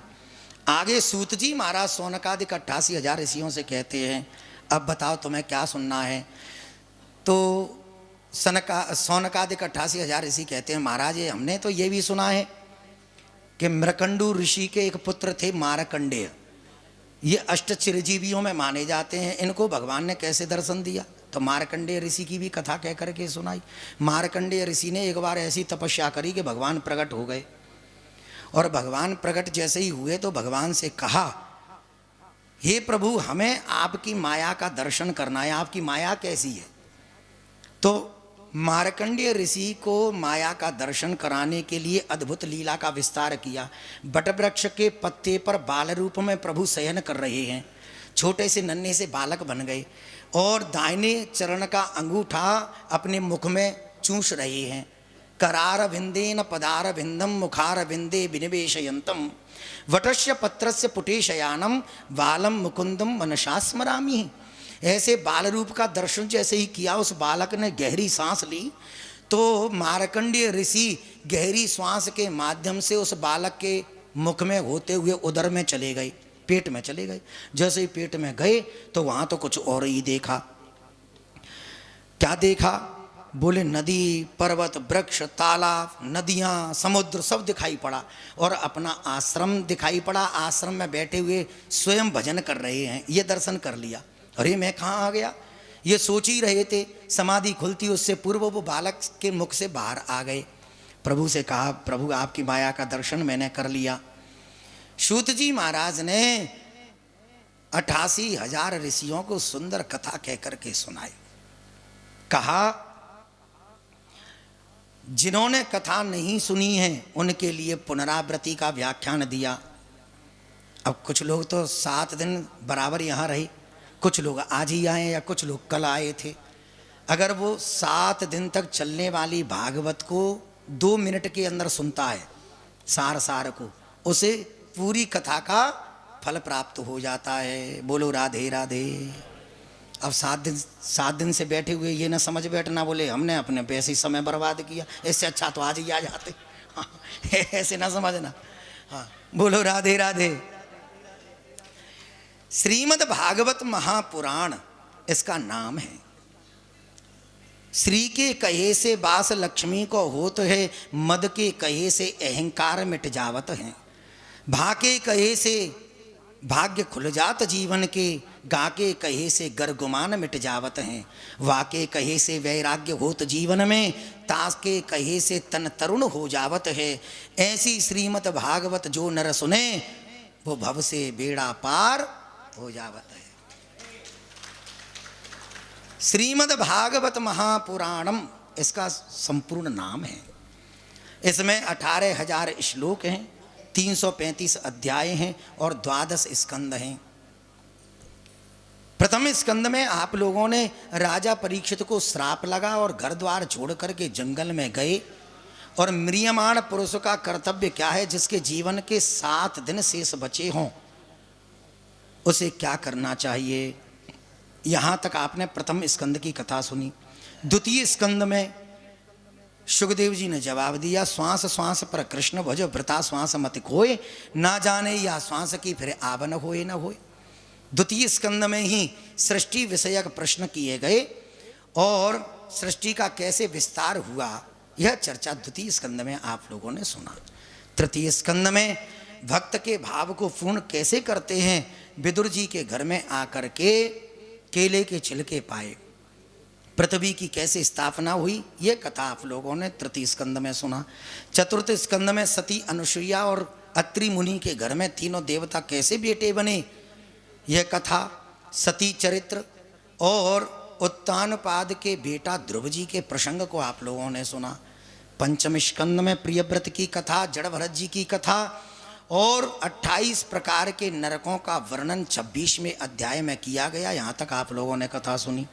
षष्ठ स्कंद में आप लोगों ने नाम की महिमा को जानने के लिए अजामिल पंडित जी की कथा सुनी और वृत्रासुर का युद्ध कैसे इंद्र के साथ हुआ, यह चर्चा भी षष्ठ स्कंद में आप लोगों ने सुनी। सप्तम स्कंद में विश्वास से कैसे प्रभु प्राप्त हो जाते हैं यह जानने के लिए प्रहलाद प्रसंग आप लोगों ने सुना और नारद और युधिष्ठिर की गृहस्थ चर्चा के विषय में भी सुना। अष्टम स्कंद में गजेंद्र मोक्ष की कथा, समुद्र मंथन की कथा, बामन और बलि का प्रसंग आप लोगों ने सुना और सत्यव्रत राजा के ऊपर मत्स्य भगवान की कैसे कृपा हुई, इन प्रसंगों को सुना। नवम स्कंद में 24 अध्याय हैं, जिसमें से 12 अध्यायों में रामचरितमानस को आप लोगों ने सुना। कृष्ण राम जी के बाल रूप से लेकर के विवाह पर्यंत तक की कथा आप लोगों ने सुनी और 12 अध्यायों में कृष्ण की वंशावली के विषय में आप लोगों ने जाना। दसम स्कंद में 90 अध्याय हैं, जिसमें से प्रथम अध्याय से लेकर के 50 अध्याय पर्यंत जन्म से लेकर के आप लोगों ने द्वारका की लीला तक प्रसंग सुने और द्वारिका की कुछ लीलाओं के अवशेष बचे थे, वो भी आप लोगों ने 50 से 90 अध्याय पर्यंत सुना। एकादश अध्याय में एकादश स्कंद में आप लोगों ने दत्तात्रेय मुनि की कथा सुनी है, नव योगेश्वर संवाद सुना। भगवान नारायण की छाती पर भृगु ने चरण प्रहार किया, आदि आदि कथाओं को आप लोगों ने अभी भी सुना। द्वादश स्कंद में कलयुग का कैसा स्वरूप होगा, कलयुग में क्या क्या घटनाएं होंगी, इसके विषय में आप लोगों ने सुना। ये आप लोगों ने आज की कथा का पूरा सार, 7 दिन की कथा का सार आप लोगों ने 7 दिन तक चलने वाली भक्ति अनुष्ठान, उसका सार आप लोगों ने 2 मिनट में सुन लिया। श्रीमद् भागवत साधारण ग्रंथ नहीं है भैया। श्रीमद् भागवत भगवान श्री कृष्ण का विग्रह है। तेनेयम वांगमयी मूर्ति प्रत्यक्ष वर्तते हरे। साक्षात भगवान कृष्ण का वांगमय स्वरूप है। क्या करें? बोले इसे बार बार सुनते रहो। सदा सेव्या श्रीमद् भागवती कथा यस्य श्रवण मात्रेण हरिश्चित्तम समाश्रयेत। एक न एक दिन हमेशा सुनते सुनते हरि चित्त में बैठ जाएंगे या चित्त हरि में बैठ जाएगा, दोनों में से एक चर्चा अवश्य होगी। श्रीमद् भागवतम पुराण तिलकम यद वैष्णवानां धनम यशमिन पारमहंसमेव ममलम ज्ञानम परम गीयते यत्र ज्ञान विराग भक्ति सहितम नैष्कर्ममाविष्कृतम यद श्रृण्वन् प्रपठन विचारण परो भक्त्या विमुच्य नरः। तीनों ताप, रजोगुण, तमोगुण और सतोगुण, दैविक ताप, आदि दैविक ताप, आदि भौतिक ताप, आध्यात्मिक ताप, तीनों तापों को नष्ट कर देते हैं और सतोगुण को बढ़ा करके प्रभु अपनी भक्ति प्रदान कर देते हैं। तापत्रयोन्मूलनम, उन्मूलन हो जाता है 3 तापों का। यस्वानुभावमखिल श्रुतिसारम एकम अध्यात्मदीपमतिथि तीरशताम तपोन्धम संसारिणाम करुणयाः पुराण गुह्यम तम व्याससूनमुपयामि गुरुं मुनीनाम। यम प्रव्रजन्तमनुपेतमपेत कृत्यम द्वैपायनो विरह कातर आजुहाव पुत्रेति तन्मयतया तरवो विनेदुस्तम सर्वभूत हृदय मुनिमानतोष्मि।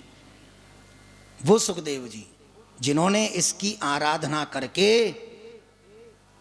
परमात्मा के चरणों में स्थान प्राप्त कर लिया और इसी शब्दों को सुना करके राजा परीक्षित को वैकुंठ प्राप्त करा दिया, तो आपके लिए और हमारे लिए विमान क्यों नहीं आएगा? अवश्य आएगा। बशर्ते बात इतनी सी है, कथा से हमारा मन जुड़ जाए, कथा से हमारी श्रद्धा जुड़ जाए, कथा से हमारा विश्वास जुड़ जाए। इस पद्धति से सूत जी महाराज ने सौनकादिक 88,000 ऋषियों को कथा सुनाई है। राजा परीक्षित को सुखदेव जी ने कथा सुनाई है और सौभाग्यवश गुरु महाराज की विशेष महती अनुकंपा, रामलला सरकार की कृपा से माँ गंगा की गोद में बैठ करके हमको भी आपको कथा सुनाने का मौका प्राप्त हुआ।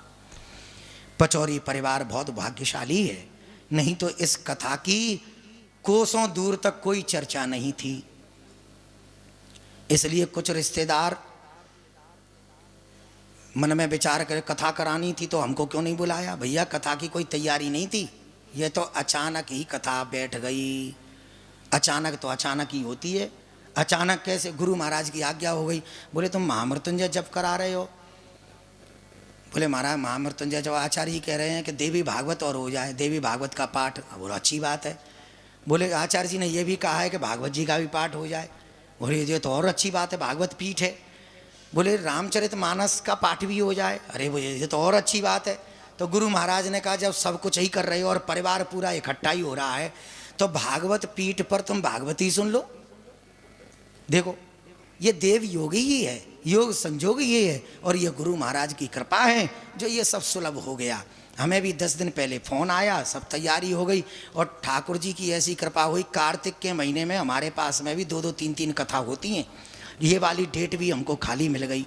हमने गुरु महाराज से कहा जरूर आएंगे, हमारा सौभाग्य। हमने तो कभी कथा ही नहीं की, यहाँ दर्शन ही करने आते थे। वैसे गुरु महाराज ने हमको यहाँ गद्दी पर बैठा करके प्रवचन तो करा दिए लेकिन कथा नहीं हुई। लेकिन एक बार आए थे तो आशीर्वाद दिया था जल्दी कथा होगी ब्यास जी तुम्हारी, और वास्तव में देखो जल्दी बुला लिया। सौभाग्यवश हमारे ही जिले के आदमी हमको मिल गए हैं। देखो तो थोड़ी सी हमारी 25-26 वर्ष के बाद में कुछ भाषा का पुट कुछ बोलने को भी हमको मिला नहीं। तो हमारे तरफ की भाषा तो इतनी खड़ी भाषा है कि हम कलकत्ता में नहीं बोल सकते। कलकत्ता के नाराज हो जाएंगे। लेकिन यहाँ हमें अपनी बचपन की भाषा याद आ गई, तो वो भाषा का प्रयोग भी हुआ और बड़ा हंसते मुस्कुराते हुए आप लोगों ने कथा का आनंद लिया। कथा बहुत बड़ी है, कह नहीं सकते, क्योंकि आपने और जो हमने कथा सुनी है इस पद्धति से कथा नहीं हुई थी। वहाँ 24 घंटे 7 दिन पर्यंत 24 घंटे कथा चली। न राजा परीक्षित ने जल पिया और न सुखदेव जी ने भोजन किया। अविराम गति से 1 सेकंड के लिए सुखदेव जी चुप नहीं हुए, अविराम गति से कथा प्रवाहित होती रही। लेकिन आपको और हम लोगों को 4-5 घंटे जो भी मिले थे उसमें कुछ चर्चा हम लोगों को प्राप्त हुई। देखो, व्याकरण की भाषा से ही इसके श्लोकों का अर्थ हो सकता है। हम लोग उतने पढ़े लिखे नहीं हैं, लेकिन गुरुदेव की कृपा से उनके चरणों में जो भी पढ़ने लिखने को मिला, कोशिश हमने यही की कि सारम सारम सार सार को हम अर्थ करके सरल सी सरल भाषा में आप लोगों के कानों तक पहुंचाएं। कोशिश की हमने, फिर भी जाने अनजाने में गलत शब्द तो निकल ही जाते हैं भैया। उम्र उतनी नहीं है, उतना ज्ञान नहीं है, फिर भी हम तो आपके बच्चों की उम्र के ही हैं। गलत सलत निकल गया हो, बच्चा समझ के क्षमा कर देना। कुछ अच्छी बात लगी हो, वन बिहारी लाल की, रामचंद्र भगवान की, गंगा मैया की, श्रीमद्भागवत महापुराण की, श्री सुखदेव जी महाराज की, श्री सनकादिक महाराज की। जय जय श्री राधे। नारायणं नमस्कृत्यं नरं चैव नरोत्तमं देवीं सरस्वतीं व्यासं ततो जयमुदीरते। व्यास गद्दी पर विराजमान सुखदेव स्वरूप वृंदावन में निवास करने वाले बांके बिहारी जी के बड़े लाडले श्री राजे कृष्ण जी महाराज यहाँ पर सभी आचार्य, बहुत विद्वान आचार्य लोग मूल भागवत जी का पाठ कर रहे हैं। महामृत्युंजय का जप, दुर्गा सप्तशती का पाठ और श्री रामचरितमानस का नवा पारायण। हमारे यहाँ आश्रम के जो व्यास हैं श्री श्याम सुंदर शास्त्री जी, और व्यास जी के साथ में वृंदावन से ही हमारे संगीत भाई लोग, बहुत आपने आनंद बांध दिया। यहाँ स्वर में ही ईश्वर है। और दूर दूर से आए हुए भगवान के प्रेमी, कथा के प्रेमी, गंगा जी के प्रेमी, सनातन धर्म के प्रेमी, जितने भी आप यहाँ कथा श्रवण करने के लिए आए हैं, आप सब धन्यवाद के पात्र हैं। जैसा व्यास जी बता रहे थे, हमारी ये गढ़ी के रहने वाले हैं। मूल गांव गढ़ी में पचौरी परिवार, और ग्वालियर में रहते हैं। और पवन जी भोपाल रहते हैं, राजा भोज की नगरी भोपाल। अभी जम्मू में थे, वहाँ से फिर भोपाल। तो वास्तव में जो व्यास जी अभी बता रहे थे, ये प्रोग्राम, ये कार्यक्रम जो बना है, ये ठाकुर जी की कृपा से ही बना है। पहले से कोई ऐसा नहीं था या भागवत जी कथा होगी या प्रोग्राम यहीं पर होगा। जब कि महामृत्युंजय जब तो कहीं भी हो सकता। लेकिन तीर्थ में उसकी और महिमा। तो केवल महामृत्युंजय का जप का प्रोग्राम यहाँ पर था। पूरे भागवत भारत में भागवत जी के 4 पीठ हैं। तो भागवत तो हर शहर में गांव में होती है। बद्रिकाश्रम बद्रीनाथ में, जहाँ भागवत महापुराण की रचनाई हुई है। दूसरा पीठ है नैमिषारण्य, अभी आप कथा सुन रहे थे, जहाँ सूत जी महाराज ने शौनक आदि ऋषियों को कथा सुनाई। तीसरी पीठ है शुकताल, आजकल जिसको शुक्रताल बोलते हैं, जहाँ महाराज परिषद को सुखदेव जी महाराज ने कथा श्रवण कराई। और चौथी पीठ है सनकादि के भागवत पीठ, ब्रह्मपुरी में, ऋषिकेश में, गंगा जी के पावन तट पर। तो भागवत पीठ पर कथा श्रवण करने का अपना अलग ही आनंद है। तो बहुत प्रेम से, बड़े भाव से आप सब ने कथा का श्रवण किया। और जो कथा के मुख्य यजमान हैं, परिचित हैं, क्या नाम आपका? हाँ? सीताराम। नाम भी सीताराम ही है, मेरे को पता नहीं था। और हमारे पचौरी जी का नाम है सीताराम, और माता जी का नाम क्या है? द्रौपदी। क्या बात है! देखो पहले जमाने में कितने अच्छे नाम रखते थे, सीताराम और द्रौपदी मैया। बहुत भाव से आपने कथा सुनी। ये द्रौपदी मैया है ना, वहाँ जब 10 बजता है, 10 लोग भोजन करने आते हैं, कहा हमारा कथा शुरू कराओ ना। अरे मैया कथा 12 बजे शुरू होती है। कहा 2 घंटे और सुन लेंगे। बोला ऐसा कथा का आनंद आया है, पूरा एक बार बैठ जाते हैं फिर उठते नहीं। ठाकुर जी की बड़ी कृपा है। अब ये कथा का इसका फल क्या है? आप सबने कथा, आज तो जिसने भी कथा सुनी है, हम नहीं बोल रहे, अब व्यासपीठ से व्यास जी ने बोला, व्यास जी भी नहीं बोले, भागवत बोल रही है। तो व्यासपीठ पर जो व्यास जी बैठते वो थोड़ी बोलते हैं, भागवत में जो लिखा है वही वो बोलते हैं, नहीं तो मान्य नहीं होगा।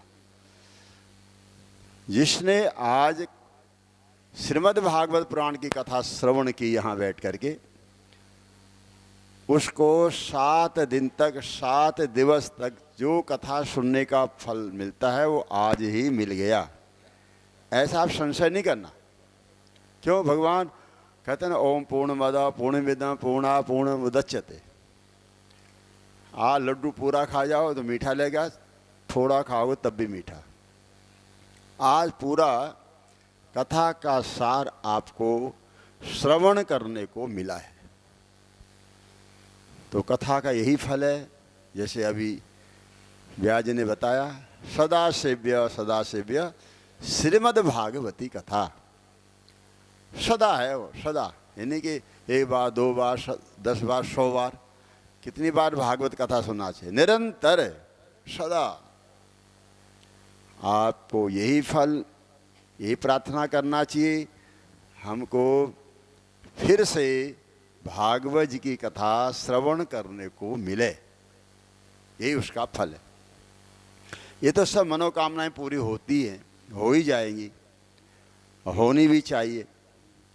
तो कथा सुन के आप जिन्होंने कथा का आयोजन किया और जिन्होंने मूल पाठ किया है, जप किया है, यज्ञ किया है, संगीत के स्वर दिए हैं, व्यास गद्दी पर बैठ करके कथा का वाचन किया है, हम भगवान से प्रार्थना करते हैं, गंगा मैया से, राम जी से, हनुमान जी से, व्यासपीठ से, कि सबसे पहले आप सब लोग प्रसन्न रहें,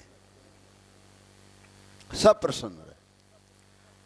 और दूसरा, प्रसन्नता के साथ साथ आप सब लोग संपन्न भी रहें। फिर संपन्न रहेंगे तभी तो आयोजन होंगे ना, बिना धन के धर्म नहीं होता। धन की आवश्यकता है। बिना लक्ष्मी तो नारायण को भी अच्छा नहीं लगता। तो आप सब लोग संपन्न रहें। और तीसरा, श्रीमद् भागवत महापुराण कथा श्रवण करके आप सब लोग प्रपन्न रहें। प्रपन्न का मतलब होता है किसी के होके रहना। अब किसके होके रहते, देखो राम जी के हो जाओ, श्री कृष्ण के हो जाओ, भगवान शंकर जी के हो जाओ, नारायण के हो जाओ, अपने माता पिता के हो जाओ, अपने गुरुदेव के हो जाओ। अकेले नहीं रहना, प्रपन्न। देखो एक शहर में कहीं आप जा रहे हैं, नाग देवता प्रकट हो जाए, सब क्या कहेंगे? लाठी लाओ, लठ लाओ, लठ। वही नाग देवता किसी का हो जाए, भगवान शिव के मंदिर में प्रकट हो जाए, शिवलिंग पर लिपट जाए, ऐसे लोग कहेंगे जल्दी लाओ दूध। नाग देवता प्रकट हो गए। अर्थात नाग देवता किसी के हो गए हैं, भगवान शिव की शरण में आ गए हैं, भगवान शिव की सेवा में आ गए हैं। वही नाग देवता जिसको लोग डंडे से पीटना चाहते थे, अब उसकी आरती उतार रहे हैं, दूध पिला रहे हैं। अर्थात हम लोग संसार में आए हैं तो किसी के होके रहना है, भगवान के होके रहना है। माता पिता भागवत से यही शिक्षा करना, माता पिता की सेवा करो, भगवत नाम का जप करना है और सबको प्रेम से रहना है।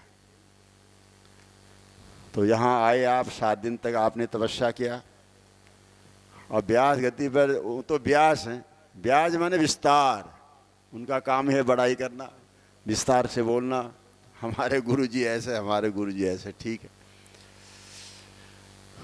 एक तो ये आश्रम एकांत में है, अरण्य में है, वन में है, चारों ओर चारों दिशाओं आपने देख रहे हैं 10 किलोमीटर तक वन ही वन है, जंगल ही जंगल है। सुविधाओं का अभाव है, जितनी सुविधाएं होना चाहिए उतनी सुविधाएं हैं नहीं हैं। तो आप सबको तकलीफ जरूर हुई होगी, कष्ट हुआ होगा, टाइम पर उठना पड़ता है, आरती में आना पड़ता है, भोजन के लिए भी आना पड़ता है।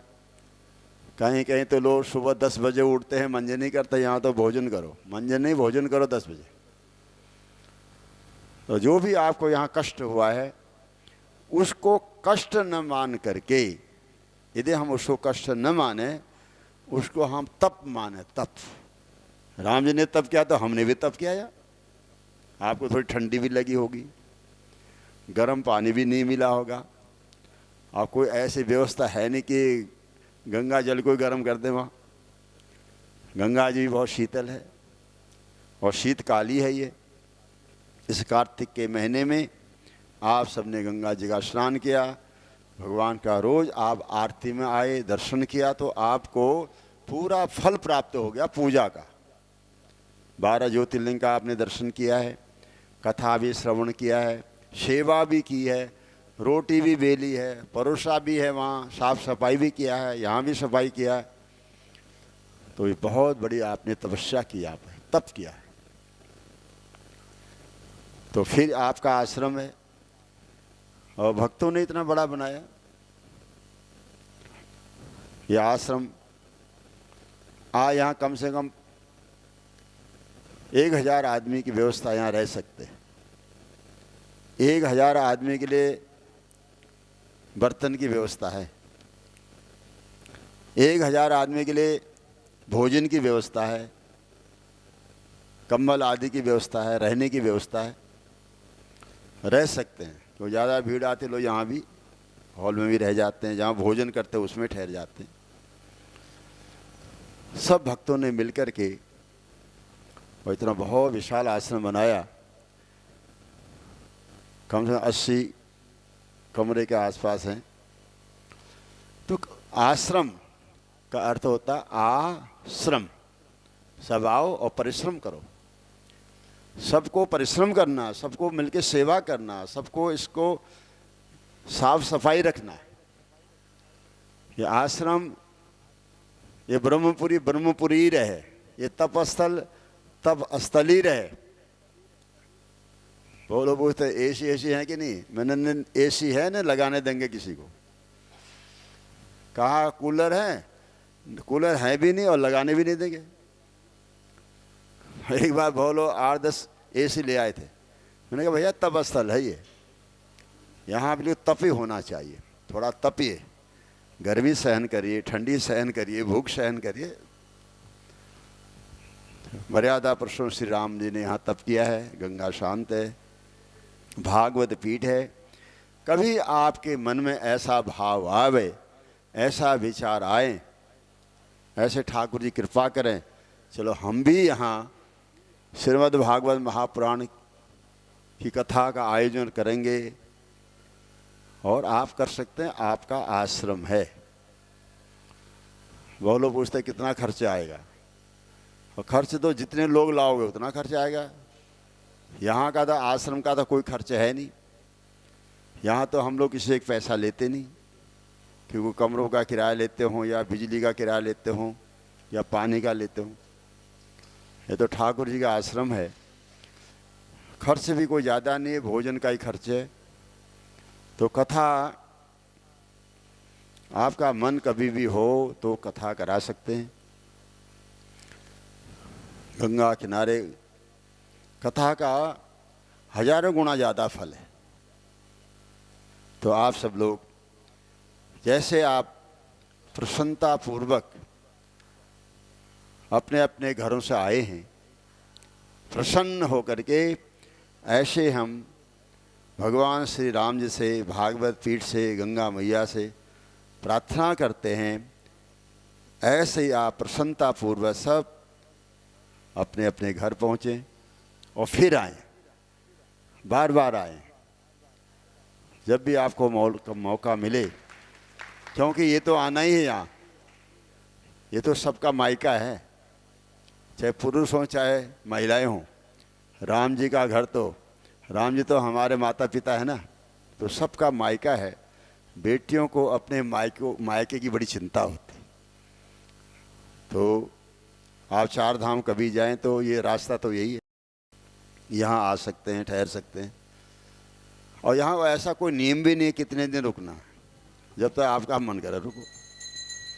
तो इस प्रकार ये भागवत कथा का यहाँ आज निर्विघ्न विराम हो रहा है, विश्राम दे रहे हैं।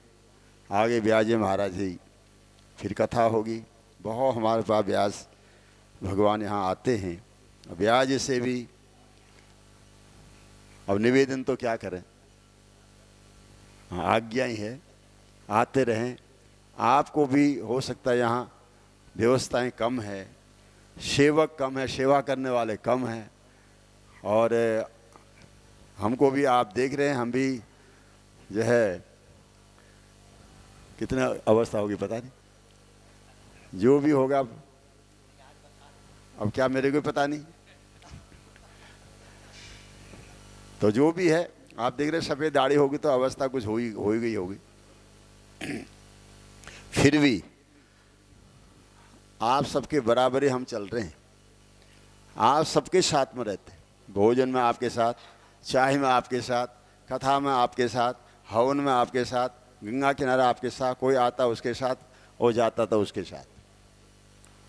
मेरे को तो अंदर से ऐसा लग रहा है अभी भी हम 25 साल के जवान हैं। लोग कह रहे हैं ऐसा, लोग ऐसा कहते हैं, आप बुजुर्ग हो गए। मैंने कहा बाहर से शरीर भले बुजुर्ग हो गया हो, लेकिन अंदर से हम आज भी 25 साल के जवान हैं। और मैंने डॉक्टर से भी सब, आज का जो प्रक्रिया है, डॉक्टर भी यही कह रहा था, हमारा आपका जो हार्ट है वो बहुत जैसे 25 साल का जवान होता ना, इतना मजबूत है।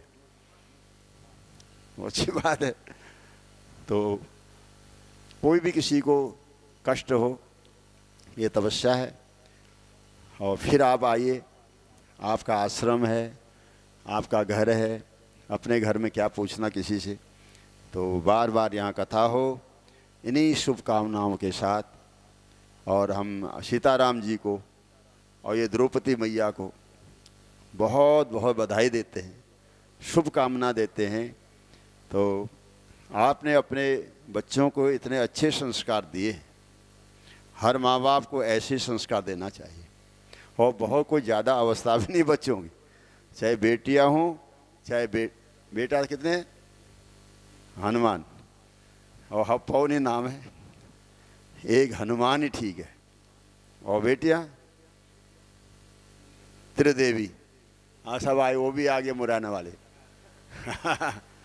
तो तीनों बच्चों को बहुत अच्छे संस्कार, चारों बच्चों को बहुत अच्छे संस्कार दिए। सभी लोग आ भी गए यहाँ पर और बहुत बहुत धन्यवाद के पात्र हैं भगवान की तरफ से, व्यास गद्दी की तरफ से, राम जी की तरफ से। और हमारा तो आशीर्वाद है ही है, पूरा आशीर्वाद है। आप सब लोग प्रसन्न रहें, संपन्न रहें, प्रपन्न रहें, ऐसे शुभ कार्य कराते ही रहें। जय श्री राम, राधे राधे। आरती करते हैं। अब आरती का भी आज पूर्णा होती है और 6 बजे आरती होती है। आरती टाइम पर ही होगी, वहाँ भी 6 बजे, यहाँ भी आरती करें, साथ साथ सब आरती हो जाएंगी। जय श्री राम। और सब लोग, आप लोग सब खड़े हो जाएं और भागवत जी की आरती होगी। की बस यही प्रार्थना है कि गुरुदेव ऐसे ही स्वस्थ रहें और हम लोगों को नाचते हुए ऐसे ही आशीर्वाद देते रहें।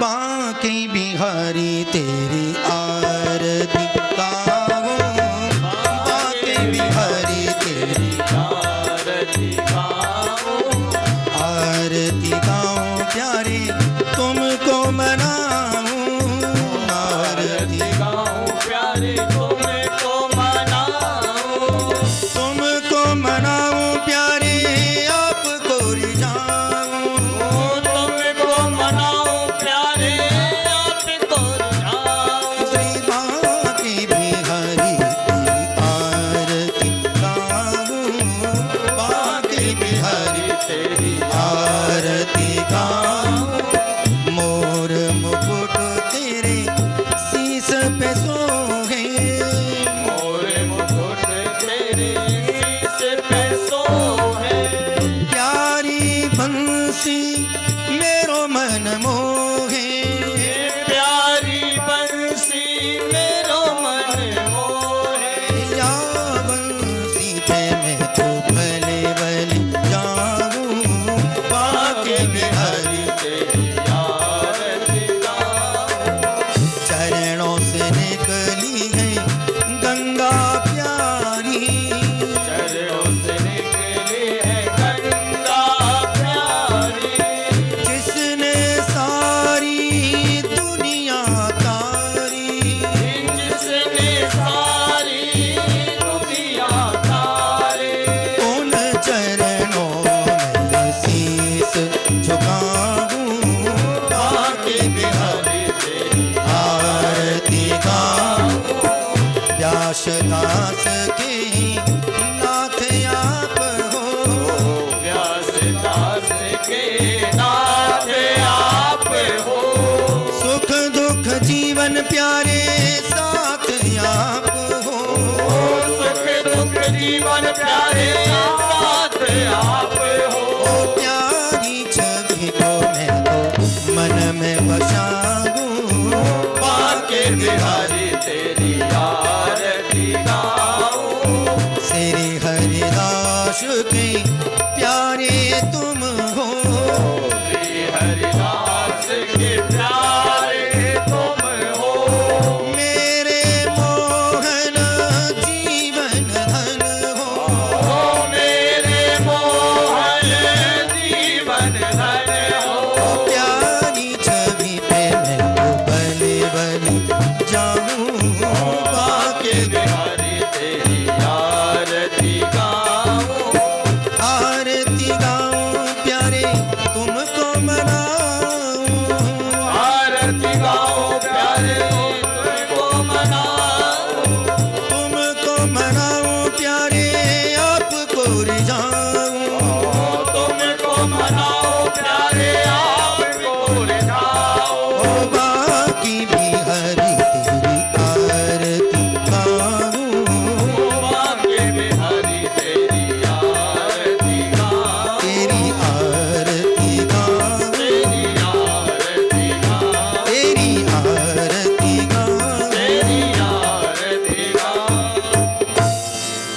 तदेन शीतलीकरणं मा देवाय पुष्पैः वन्दनातः ॐ जग्नेन जग्नमय जन्तु देवास्तानि धर्माणि प्रथमान्यास पूर्वे साध्या सन्ति देवः ॐ राजाधिराजाय प्रसय्यशाहिने नमो वयं वैश्रवणाय कुर्महे समे कामानि कामकामाय मह्यम्मः कामेश्वरो वैश्रवणो ददातुः कुबेराय वैश्रवणाय महाराजाय नमः ॐ स्वस्ति साम्राज्यं भोज्यं स्वराज्यं वैराज्यं पारमेष्टं राज्यं महाराजमाधिपतमयं समदपर्यायै स्यात् सर्वभौमः सर्वायुकयान्तः दापरार्धार्थप्रतिवेशमतिपर्यन्ताय एकराडतिः तदपि श्लोको अपि गीतो मरुतः परिवेष्टारो मरुतस्यावसन्ग्रहे आवीक्षतस्य कामप्रेर्विश्वे देवाशवासदा ॐ विश्वत च चरुतो विश्वतो मुखो विश्वतो बाहुरुतः विश्वतस्पातः शम्बाहुभ्यां दमतिः समुद्रते ध्यावा भूमि जनयन् देव एकः ॐ एकदन्ताय विद्महे वक्रतुण्डाय धीमहि तन्नो दन्ती प्रचोदयात् ॐ गणम्बिकाय च विद्महे कर्मसिद्धे च धीमहि तन्नो गौरी प्रचोदयात्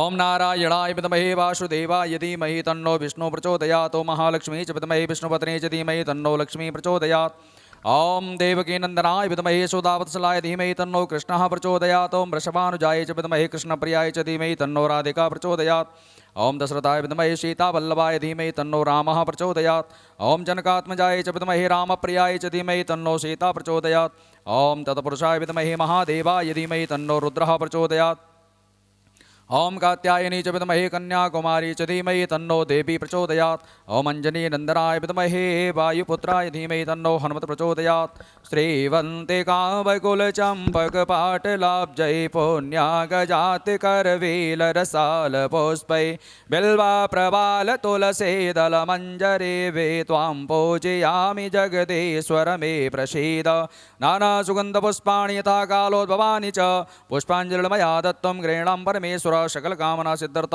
सर्व आवाहित देवता स्थापित देवता प्रसन्नार्थ मंत्र पुष्पांजलिं पुराण पुरुषोत्तमार्पणमस्तु जय तीर्थान प्रचरन्ते सृगहस्तान खंगलहाते काकं सहस्रयोजनेन भद्रमान तन्मसीः प्रार्थना पूर्वकं नमस्करोमि मंत्रहीनं क्रियाहीनं भक्तिहीनं सुरेश्वर यत्पूजितं मया देव परपूर्णं तदस्व मे बोली वृंदावन बिहारी लाल की राजा रामचंद्र भगवान की श्री हनुमान जी महाराज की उमापति महादेव की श्री भागवत महापुराण के श्री व्यास जी महाराज की श्री सुखदेव जी महाराज की गंगा मैया के धर्म की अधर्म का विश्व का प्राणियों में गौ माता की सत्य सनातन धर्म के अपने अपने माता पिता के अपने अपने गुरुदेव भगवान के भारत माता की जय जय श्री राधे श्याम जय जय श्री सीताराम हर हर हर महादेव हर हर हर गंगे हर